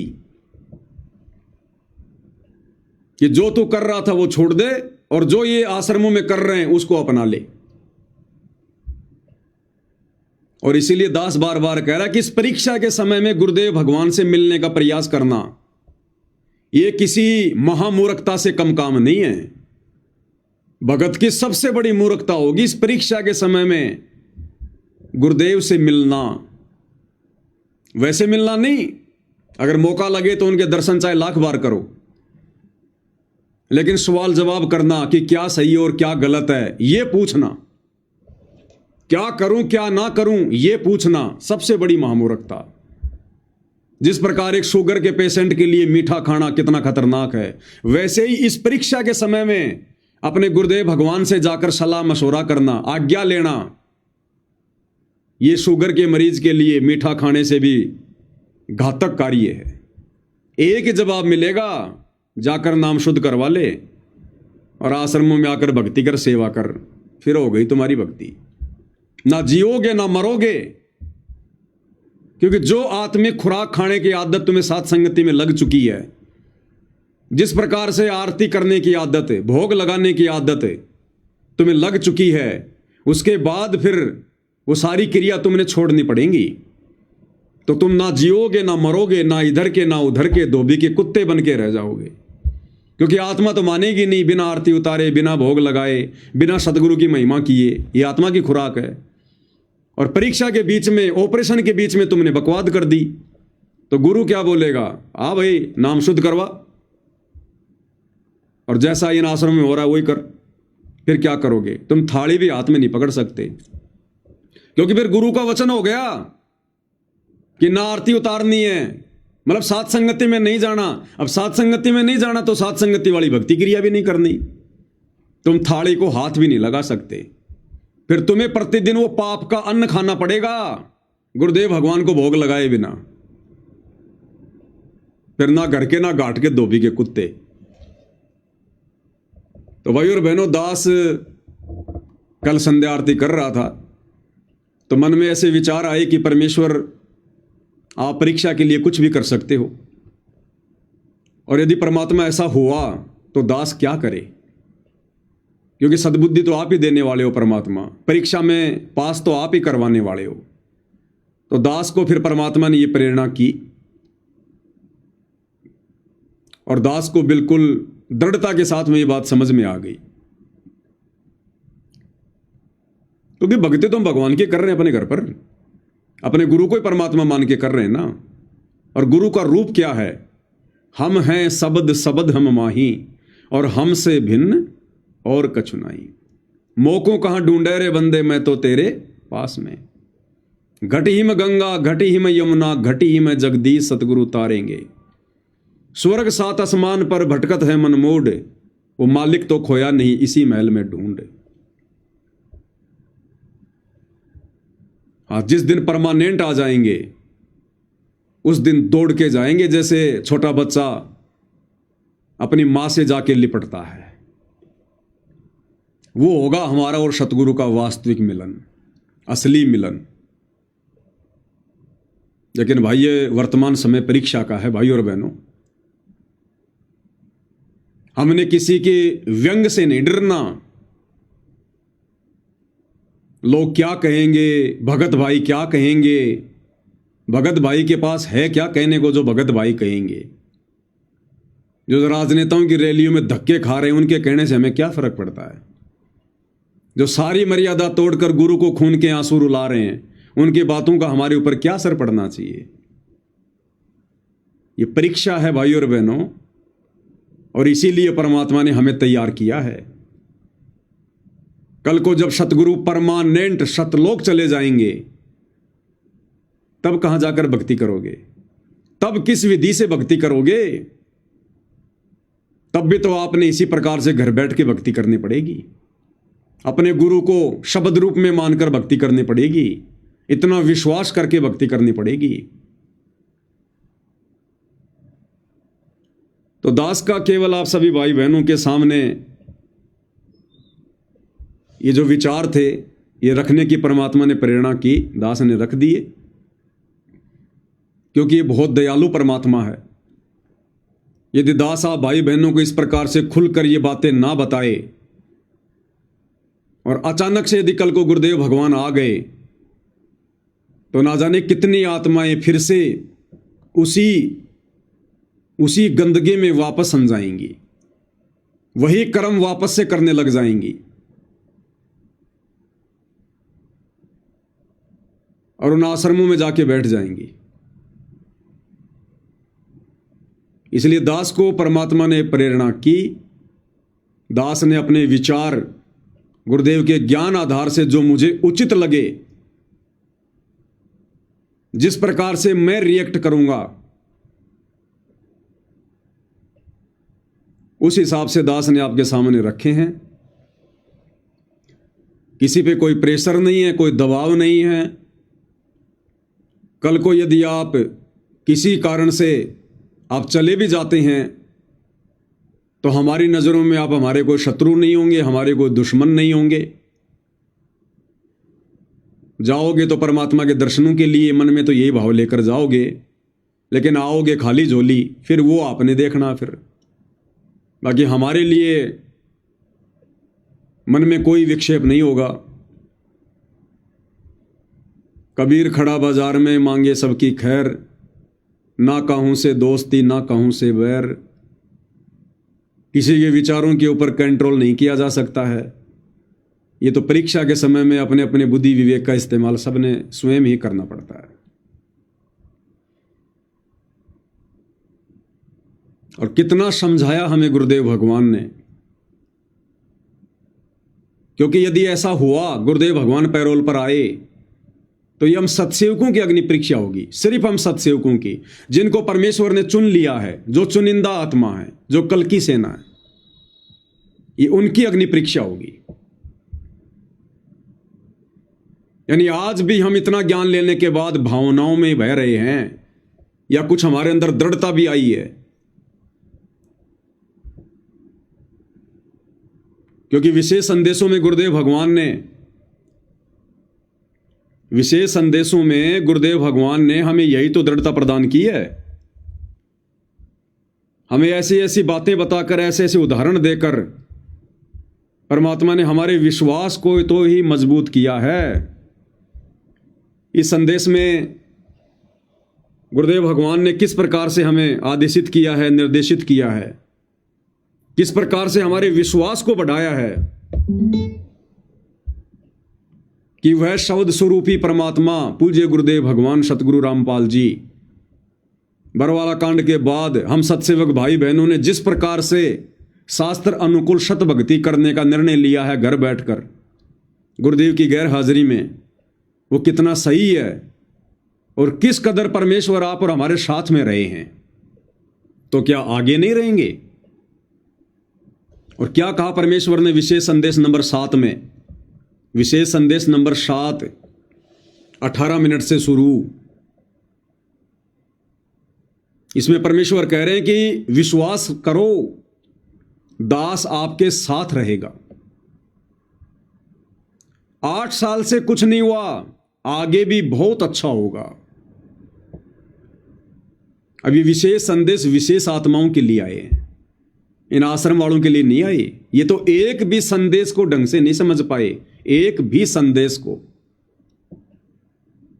जब ये गुरु को नहीं समझ पाए अभी तक कि गुरु कौन है, और उस दाढ़ी मूंछ वाली कबीर की नकली फोटो को परमात्मा मान के पूज रहे हैं, तो जो लोग अपने गुरु को अच्छे से नहीं समझ पाए, वो गुरु के संदेशों को कहां से समझेंगे?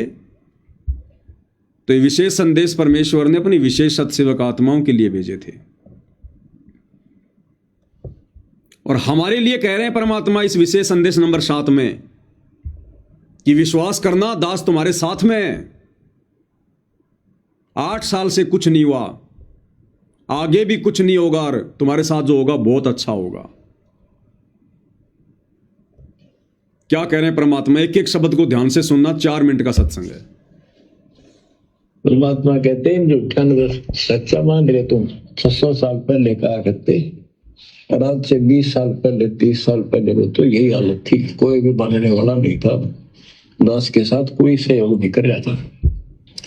लेकिन मालिक का वचन है, गुरुदेव का आशीर्वाद फला, कहा था तेरे बराबर विश्व में कोई संत नहीं होगा।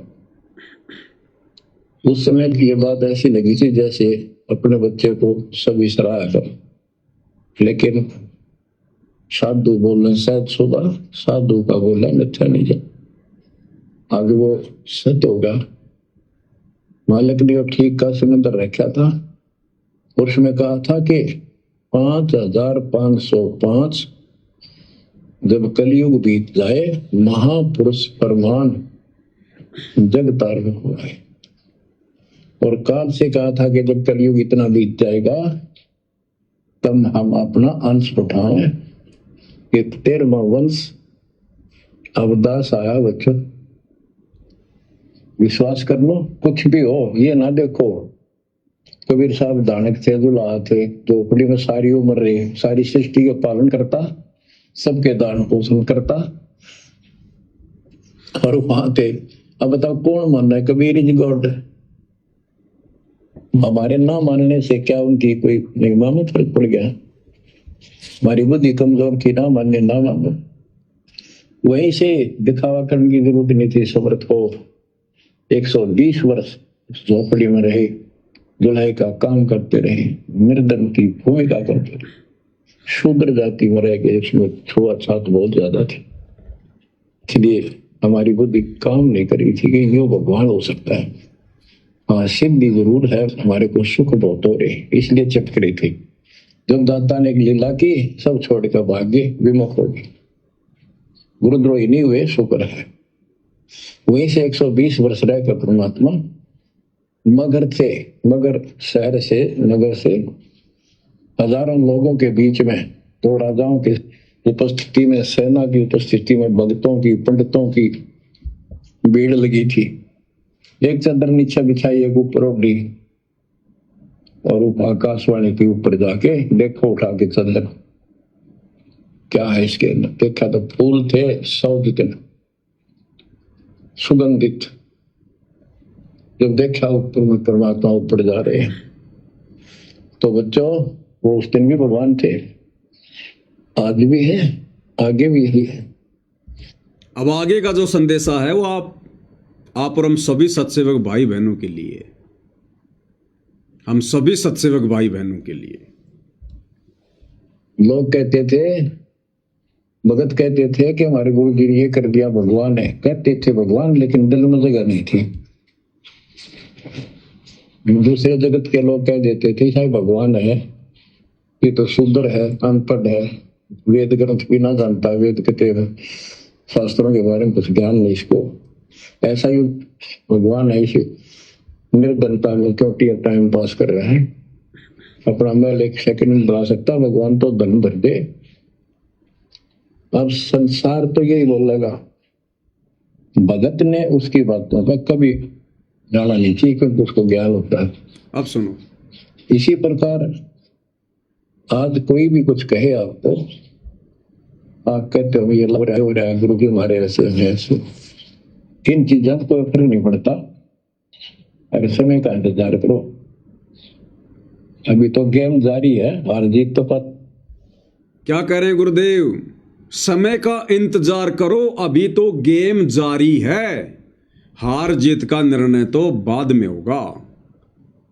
एक बार फिर से सुन लो भाई और बहनों, यही बोलेगा, भगत ने उसकी बातों पर कभी जाना नहीं चाहिए, क्योंकि उसको ज्ञान होता है। इसी प्रकार आज कोई भी कुछ कहे आपको, आप कहते हो ये लग रहा है गुरु जी हमारे ऐसे इन चीजों को फर्क नहीं पड़ता।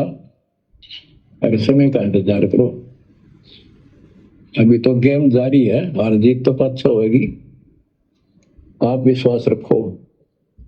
अभी तो गेम जारी है, अभी तो गेम जारी है, हार जीत का फैसला तो बाद में होगा। अभी जो गुरुदेव भगवान पैरोल पर आ रहे हैं ना, अभी तो गेम जारी है, अभी परीक्षा कंप्लीट नहीं है, अभी परीक्षा कंप्लीट नहीं है।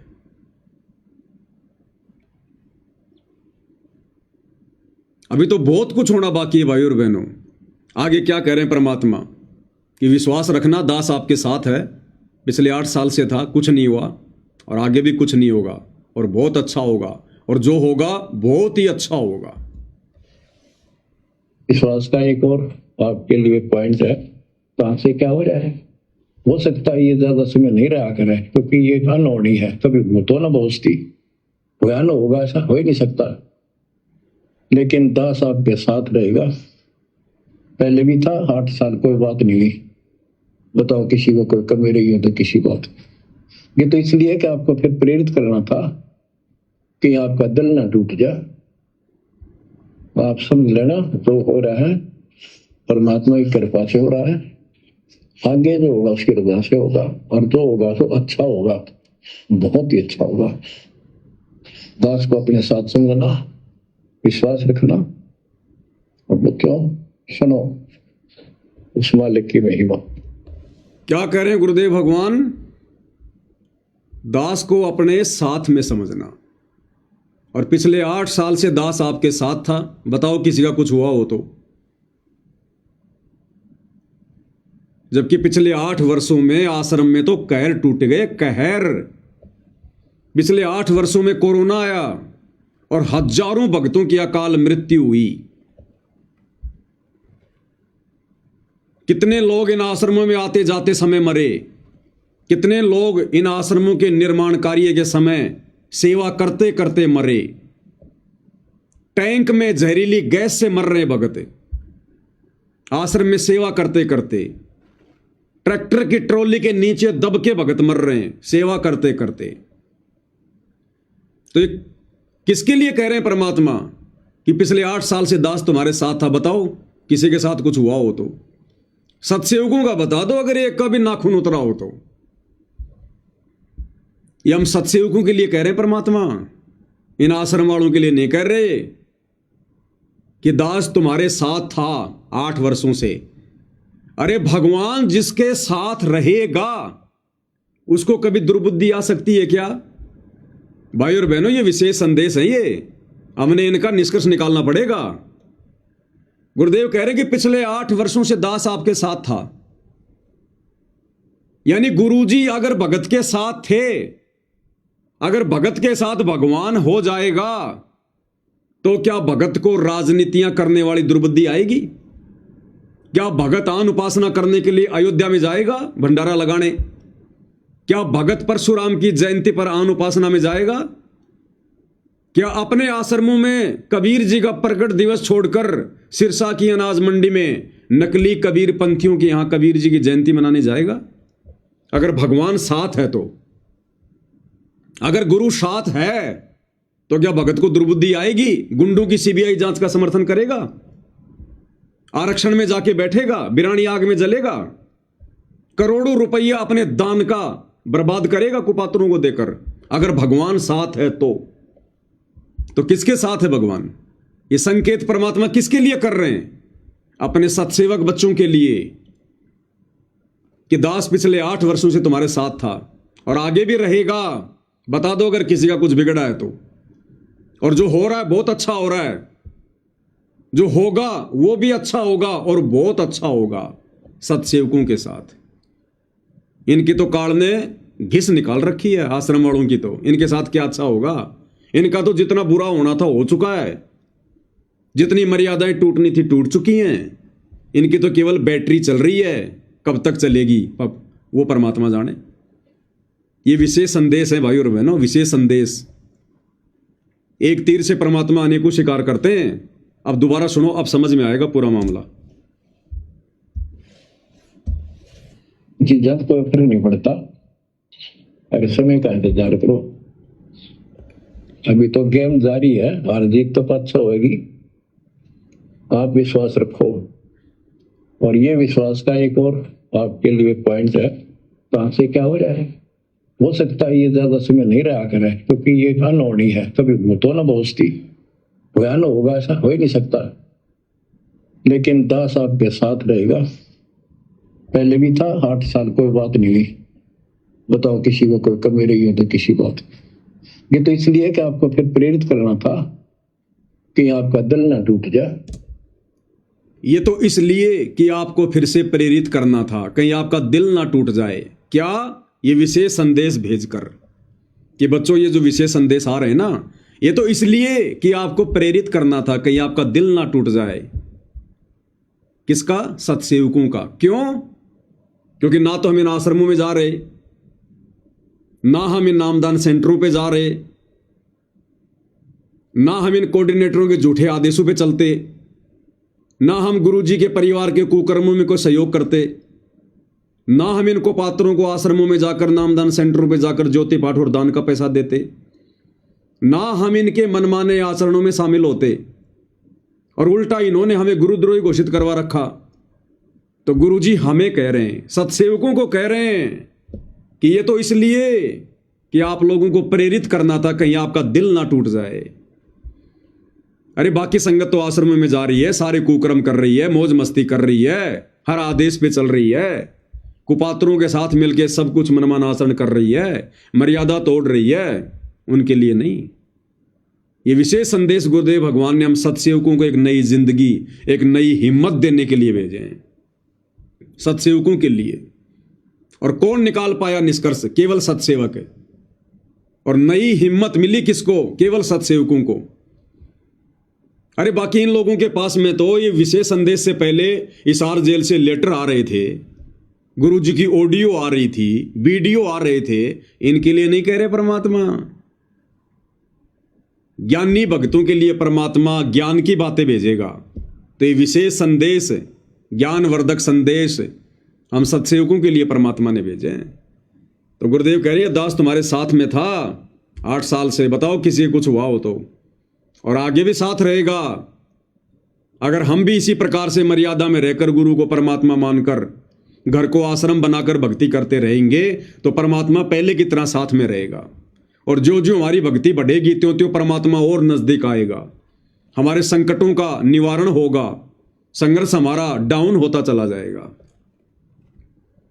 हमें दृढ़ विश्वास हो जाएगा। तो क्या कह रहे हैं परमेश्वर? बताओ किसी को कोई कमी रही हो तो किसी बात। ये तो इसलिए कि आपको फिर प्रेरित करना था कि आपका दिल ना टूट जाए। आप समझ लेना, जो हो रहा है परमात्मा की कृपा से हो रहा है। आगे जो होगा उसकी रजा से होगा, और जो होगा तो अच्छा होगा, बहुत ही अच्छा होगा। दास को अपने साथ समझना, जो होगा बहुत ही अच्छा होगा। अब ये विशेष संदेश नंबर 7 आने के बाद तो इन लोगों ने राजनीतियां शुरू कर दी, आश्रम वालों ने। तो क्या बहुत अच्छा हो रहा है? अगर गुरुदेव के इस सत्संग के अनुसार सोचें, अगर ये आश्रम वालों के लिए संकेत है, तो इस विशेष संदेश के आने के बाद तो, क्योंकि 2.5-3 साल हो गई विशेष संदेश को आए हुए, तो इस विशेष संदेश के बाद तो संगत के ना जाने कैसे कैसे मर्यादा तोड़वा दी गई, आन उपासना करवा दी गई, ये अन्नपूर्णा मुहिम चला दी गई, गुरुजी का विधान तोड़ दिया गया। गुरु कहता कि घर आए को भोजन कराओ, जा जाकर मत दो, ये जा जाकर ही दे रहे हैं। गरीब भगत को 25,000 रुपए के पाठ का दंड, और दारू पीने वाले, बीड़ी पीने वाले जगत वालों के 15-15 लाख के मकान फ्री। ये बहुत अच्छा हो रहा है क्या? राजनेताओं की रैलियों में जाकर मर्यादा तोड़वा दी, ये बहुत अच्छा हो रहा है क्या? परशुराम जी की जयंती में भेजकर हमारी मर्यादा तोड़वा दी, ये बहुत अच्छा हो रहा है क्या? संगत का करोड़ों रुपया जाटों की धर्मशाला में 5वां फ्लोर बनाने में बर्बाद करवा दिया गया, ये बहुत अच्छा हो रहा है क्या? अरे ये कहते हैं कि गरीब सुदामा का महल बना दिया गुरुजी ने, गरीब सुदामा का। और संगत भी सोच लेती है बेचारा गरीब आदमी था, गरीब आदमी था, महल बना दिया, मकान बना दिया। अरे वो जाटों की धर्मशाला जिसका 4 फ्लोर पूरा हो चुका था, वो कौन से गरीब थे? वो करोड़ों की धर्मशाला लेकर बैठे थे सोनीपत के गोहाना में, हरियाणा के जाट। वो कौन से गरीब थे, निर्धन थे, सुदामा थे क्या? उनका 5वां फ्लोर क्यों बनाया? वो गरीब थे, वो सुदामा थे, उनकी हालत खराब थी, भीख मांग के खा रहे थे। तो कोई मर्यादा नहीं है। तो गुरुदेव कह रहे हैं आगे आगे जो होगा बहुत ही अच्छा होगा। तो ये अच्छा हो रहा है क्या? ये मर्यादा तोड़वाई जा रही है, बहुत अच्छा हो रहा है। हम सत्सेवकों के लिए कह रहे हैं भगवान। ये विशेष संदेश आने के बाद हमने गुरुदेव भगवान की आरती उतारना शुरू की है, घर घर में बेड लगाने शुरू किए हैं, गुरुदेव की महिमा करनी शुरू की है, घर घर में महिमा की पुस्तकें पहुंच गई, घर घर में आरती की थालियां पहुंच गई। घर घर में गुरुदेव को भोग लगना शुरू हो गया, घर घर में पाठ प्रकाश की वाणियां पहुंच गई। तो ये किसके लिए बहुत अच्छा हो रहा है? और सबसे बड़ी बात, हमारी मर्यादा सुरक्षित है। उधर मर्यादा नाम की कोई चीज ही नहीं बची। तो ये बहुत अच्छा उन आश्रम वालों के लिए हो रहा है, गुरुदेव के वचन अनुसार, या हम सत्सेवक भाई बहनों के लिए हो रहा है? विश्वास हमारा बढ़ रहा है या मर्यादा उनकी टूट रही है? गुरु हमारे नजदीक है या उनसे दूर है? तो यहां पर हमारे लिए बहुत अच्छा हो रहा है। तो क्या गुरुदेव भगवान के विशेष आशीर्वाद के बिना, उनके विशेष रजा के बिना, उनकी उस मेहर के बिना, जिस मेहर को प्राप्त करना संसार में सबसे कठिन कार्य है, क्योंकि मेहर प्राप्त होती है गुरु को प्रसन्न करने से, मर्यादित भक्ति करने से। तो क्या गुरुदेव भगवान के विशेष आशीर्वाद और विशेष मेहर के बिना इन आश्रम वालों से 100 कोस दूर बैठकर हम घर बैठकर इस प्रकार से दृढ़ होकर भक्ति कर सकते हैं? गुरु को परमात्मा मानकर भक्ति कर सकते हैं अगर उनकी मेहर ना हो तो? इसलिए कल को यदि गुरुजी पैरोल पर आ गए इस परीक्षा के समय में, और यदि किसी ने वहां जाने की नादानी कर दी, तो वो मेहर समाप्त हो जाएगी। गुरु कहेगा बेटा मैंने मेहर करने में कौन सी कमी छोड़ी थी जो तू और मेरी मेहर लेने आ गया? अब मेहर नहीं मिलेगी, तेरे को जहर मिलेगा, जहर। तो इतना दृढ़ विश्वास भाई और बहनों हमने रखना पड़ेगा। हालांकि ये काल का एजेंट मन ये बहुत परेशान करेगा, तरह तरह के विचार मन में लेके आएगा, लेकिन भाई सात संगतियों से फिर हमने क्या सीखा है, उसको भी तो आधार बनाना पड़ेगा।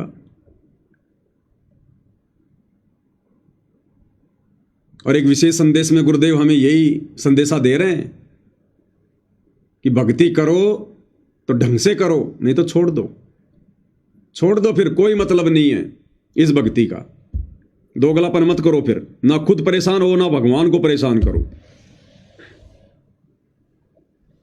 तो ये जो ज्ञान आपको सुनाया जा रहा है, ये हर पहलू पर आपको सतर्क किया जा रहा है। तो या तो इस भक्ति में छोड़ दो, रिया कति दृढ़ हो जाओ, कमर कस लो, अब का पीछा छुटवाना है। ये लल्लो पत्तो बहुत होली, केवल हम सुख मांगते हैं, धन मांगते हैं, बेटा ना तो बेटा मांगते हैं और धन संपत्ति मांगते हैं। ये तो बिना मांगे दे देगा जब दिल डट गया आपका, दृढ़ रहे तो भाई और बहनों,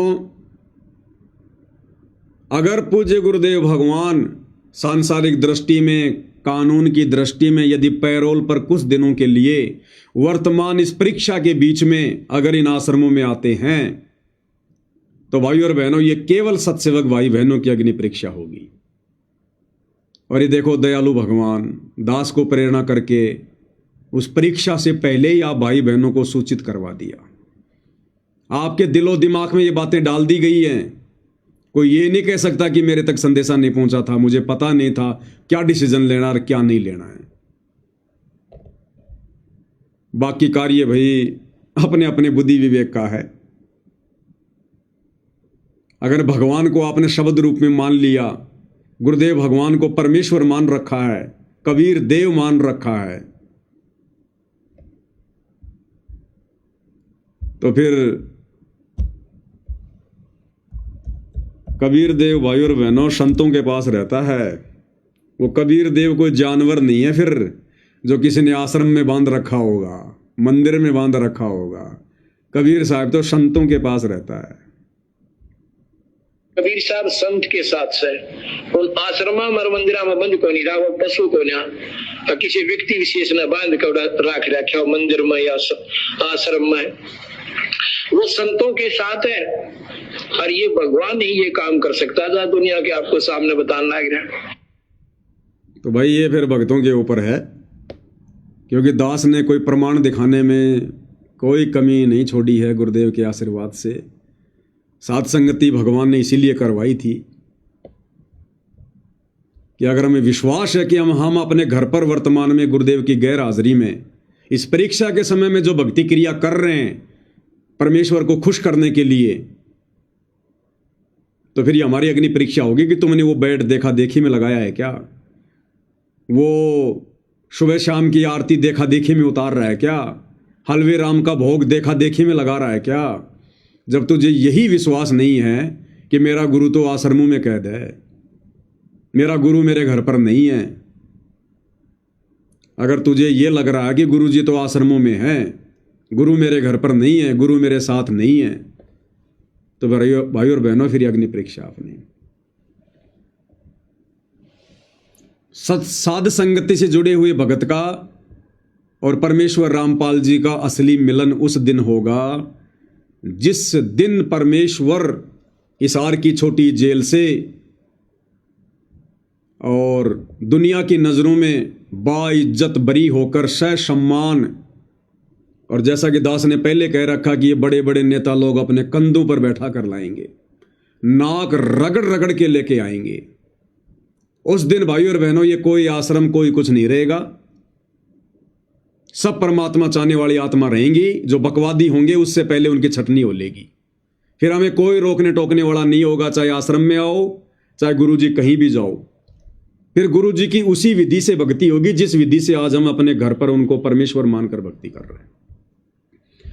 बाकी भाई अग्नि परीक्षा है, समझाना मेरा फर्ज था, मैंने समझा दिया। मेरा क्या डिसीजन है मैंने वो भी बता दिया।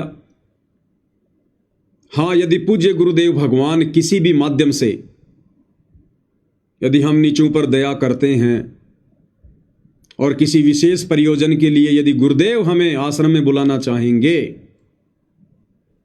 देखो इसमें बहुत सारी बातें हो जाएंगी। कई मूर्ख कहेंगे ये देखो जी अपने आप को क्या समझ रहे हैं, इतने बड़े समझ रहे हैं, ये गुरुजी बुलाएंगे इनको। अरे भैया हम तो नंगे पैरों दौड़ने को तैयार हैं, लेकिन ये विशेष परिस्थितियां हैं वर्तमान में। हमें पता इन चीजों की समझ हमें दे रखी है गुरुदेव ने, आप लोगों को नहीं है। ये आप लोगों को समझ नहीं है। तो यदि भाई और बहनों कुछ विशेष प्रयोजन के तहत यदि गुरुदेव भगवान स्वयं अपने मुख कमल से, क्योंकि आजकल तो सोशल मीडिया भाई और बहनों, आजकल तो सोशल मीडिया है, परमेश्वर लाइव आ जाएंगे, मोबाइल से लाइव आकर सूचना दे देंगे। और बहुत सारे माध्यम है, साधना टीवी पर सत्संग आता है, परमेश्वर की छोटी सी 5 मिनट की एक क्लिप चला दी जाएगी। यदि गुरुदेव भगवान हम नीचों पर दया करें, हमें यदि अपने दर्शन का सौभाग्य दें, मौका दें, तो हम अपने गुरुदेव भगवान के मुख कमल से जब तक नहीं सुन लेंगे इस परीक्षा के बीच में, ये वर्तमान समय की बात कर रहा हूं मैं, यदि पैरोल पर आते हैं तो परमेश्वर के मुख कमल से सुनकर ही और हर प्रकार से जांच के परख के कि कहीं ये कोई एआई का तो नहीं है सिस्टम, उसके बाद ही हम वहां जा सकते हैं। अन्यथा हम इन आश्रमों का मुंह भी नहीं देखेंगे, शक्ल भी नहीं देखेंगे, शक्ल भी, क्योंकि आश्रम काल के अड्डे हैं, भक्ति के अंदर नहीं है, ये काल के अड्डे हैं ये। हालांकि ऐसा मुश्किल है, ऐसा होगा नहीं भाई और बहनों, क्योंकि जबरदस्ती परमात्मा अपने बच्चों को आग में नहीं झोंकेगा। अगर खुद ही कोई आग में पड़ना चाहेगा वो बात अलग है। तो दास को परमात्मा ने कुछ प्रेरणाएं की थी, दास ने आपके सामने बता दी हैं। अगर ये किसी को काल प्रेरणा लगती है तो भाई मत मानना, मत स्वीकार करना। अपनी भक्ति करते रहो जैसा तुम्हें समझ में आ रहा है। और जिन भाइयों को लगता है कि बात तो बिल्कुल सही है, विचारणीय विषय है, तो वही फिर अपना अपना डिसीजन आप लोगों ने, यदि परमेश्वर पैरोल पर आने की दया करते हैं तो इस अग्नि परीक्षा के समय में फिर अपना अपना डिसीजन स्वयं लेना है। मुझदास को फिर फोन भी करने की जरूरत नहीं है, और मैं तो फोन वैसे भी मैंने दोनों सिम निकाल के डाल रखी हैं। पिछले 1.5 महीने से आप लोगों ने देखा होगा मेरे फोन बिल्कुल बंद हैं। व्हाट्सएप भी मैं केवल समय समय पर देखता हूं यदि जरूरी है तो, अन्यथा मुझे पता है कि वर्तमान समय कितना कीमती है। इस समय सेवा से ज्यादा भक्ति, दिन में कम से कम 2 से 3 घंटे का सुमरण कम से कम हमारी प्राथमिकता हो जानी चाहिए। सत्सेवकों की प्राथमिकता 2 से 3 घंटा सुमरण कम से कम। और बाकी तो मर्यादा तोड़ने की हमने सोचनी भी नहीं है। फालतू के लोगों के साथ में उठना बैठना, हंसी मजाक करना, ये तो अब शौपन में भी नहीं होना चाहिए। बाकी अपना सत्संग सुनना, अपनी मेहनत मजदूरी करना, उसमें भी परमात्मा को याद करना, सत्संग सुनते सुनते करना, या अपना मंत्र जाप करना, या वैसे कोई चिंतन मनन करना, और कम से कम 2 से 3 घंटे सुमरण परमात्मा का। और फिर समय मिले तो सतगुरु की महिमा, यानी सोने के अलावा हमारा जितना भी समय है वो परमेश्वर के इर्द गिर्द होना चाहिए। वर्तमान में हमने सतगुरु को 1 सेकंड के लिए भी अपने से दूर नहीं करना, 1 सेकंड के लिए भी। ये हमारा सुमरण हमारा सतगुरु है, ये सतगुरु महिमा हमारा सतगुरु है, ये सत्संग सुनना हमारा सतगुरु है, ये चिंतन मनन करना हमारा सतगुरु है। तो ये जो विकट समय चल रहा है वर्तमान में, काल का कहर जो टूट रहा है, जो टूटने वाला है देश दुनिया पर, जो युग परिवर्तन का समय है, हमने एक पल के लिए भी अपने सतगुरु को अपने से दूर नहीं करना, एक पल के लिए भी। यदि जरा भी बकवाद मन में आई तो बकवाद जहां आ गई वहां सतगुरु नहीं टिकता, वहां सतगुरु नहीं रहेगा फिर। इसलिए दास ज्यादा महत्व वर्तमान में विशेष तौर पर भक्ति को दे रहा है। इस भक्ति से ही हमारी बात बनेगी। आज जो हमारे को ये सद्बुद्धि भी आ रही है ना, इस धर्म संकट की स्थिति में जो ये निर्णय हम ले रहे हैं, ये भी भक्ति के कारण है। भक्ति के कारण सतगुरु उसी पे दया करता है जो भक्ति करता है, मर्यादित भक्ति। तो असली धन हमारा यही है भाई और बहनों। बाकी तो ये परमात्मा है, ये कोई आश्रमों में कैद नहीं रहता, मंदिरों में कैद नहीं रहता है। परमात्मा कहते हैं पहुंचूंगा क्षण एक में जन अपने के काज। तो हिसार जेल में रहते रहते भी तो परमात्मा पिछले 10 साल से हमारे साथ है। तो जेल से अगर आश्रम में आ जाएंगे तो हमारे साथ नहीं रहेंगे क्या? ये तो हमारे विश्वास की बात है। और जब परमानेंट आ जाएंगे तब हम परमानेंट चले जाएंगे, तब हम भी परमानेंट चले जाएंगे, दौड़ के चले जाएंगे। फिर जैसे भी आदेश होंगे मालिक के, जहां भी जाने के आदेश होंगे, फिर हम नहीं देखेंगे कि ये कौन सा आश्रम है, कौन सा क्या, कुछ नहीं। उस समय केवल हमें सतगुरु दिखाई देगा, सतगुरु। और उस समय फिर कोई रोक टोक, कोई बाधा नहीं होगी किसी प्रकार की। हमसे पहले लोग वहां पर आरती की थाली लेकर खड़े होंगे अपने सतगुरु की आरती उतारने के लिए, हमसे पहले। क्योंकि परमात्मा आने के बाद में ये पंचायत लेके नहीं बैठेगा कौन सही है कौन गलत है। वो निर्णय उस समय, जब परीक्षा समाप्त तो निर्णय भी समाप्त। परीक्षा एंड उसी समय होती है जब बिल्कुल सब कुछ क्लियर हो जाता है। अगर क्लियर ही नहीं हुआ तो फिर परीक्षा कहां समाप्त हुई। लेकिन वर्तमान अग्नि परीक्षा में भाई और बहनों अपनी भक्ति बचानी है तो बहुत सारे डिसीजन लेने पड़ेंगे बुद्धि विवेक से, सोच समझ कर। जल्दबाजी में फैसले बहुत बड़ा नुकसान पहुंचा देंगे। तो आज की सतगुरु महिमा में साथ संगति में केवल इतना ही। परमेश्वर हम सबको सद्बुद्धि बख्शे, आशीर्वाद दे, मार्गदर्शन करे परमात्मा। इन विकट परिस्थितियों में, धर्म संकट की स्थिति में हम डगमग ना हो, हमारा विश्वास दृढ़ रहे। बंदी छोड़ सतगुरु रामपाल जी परमेश्वर जी की जय हो।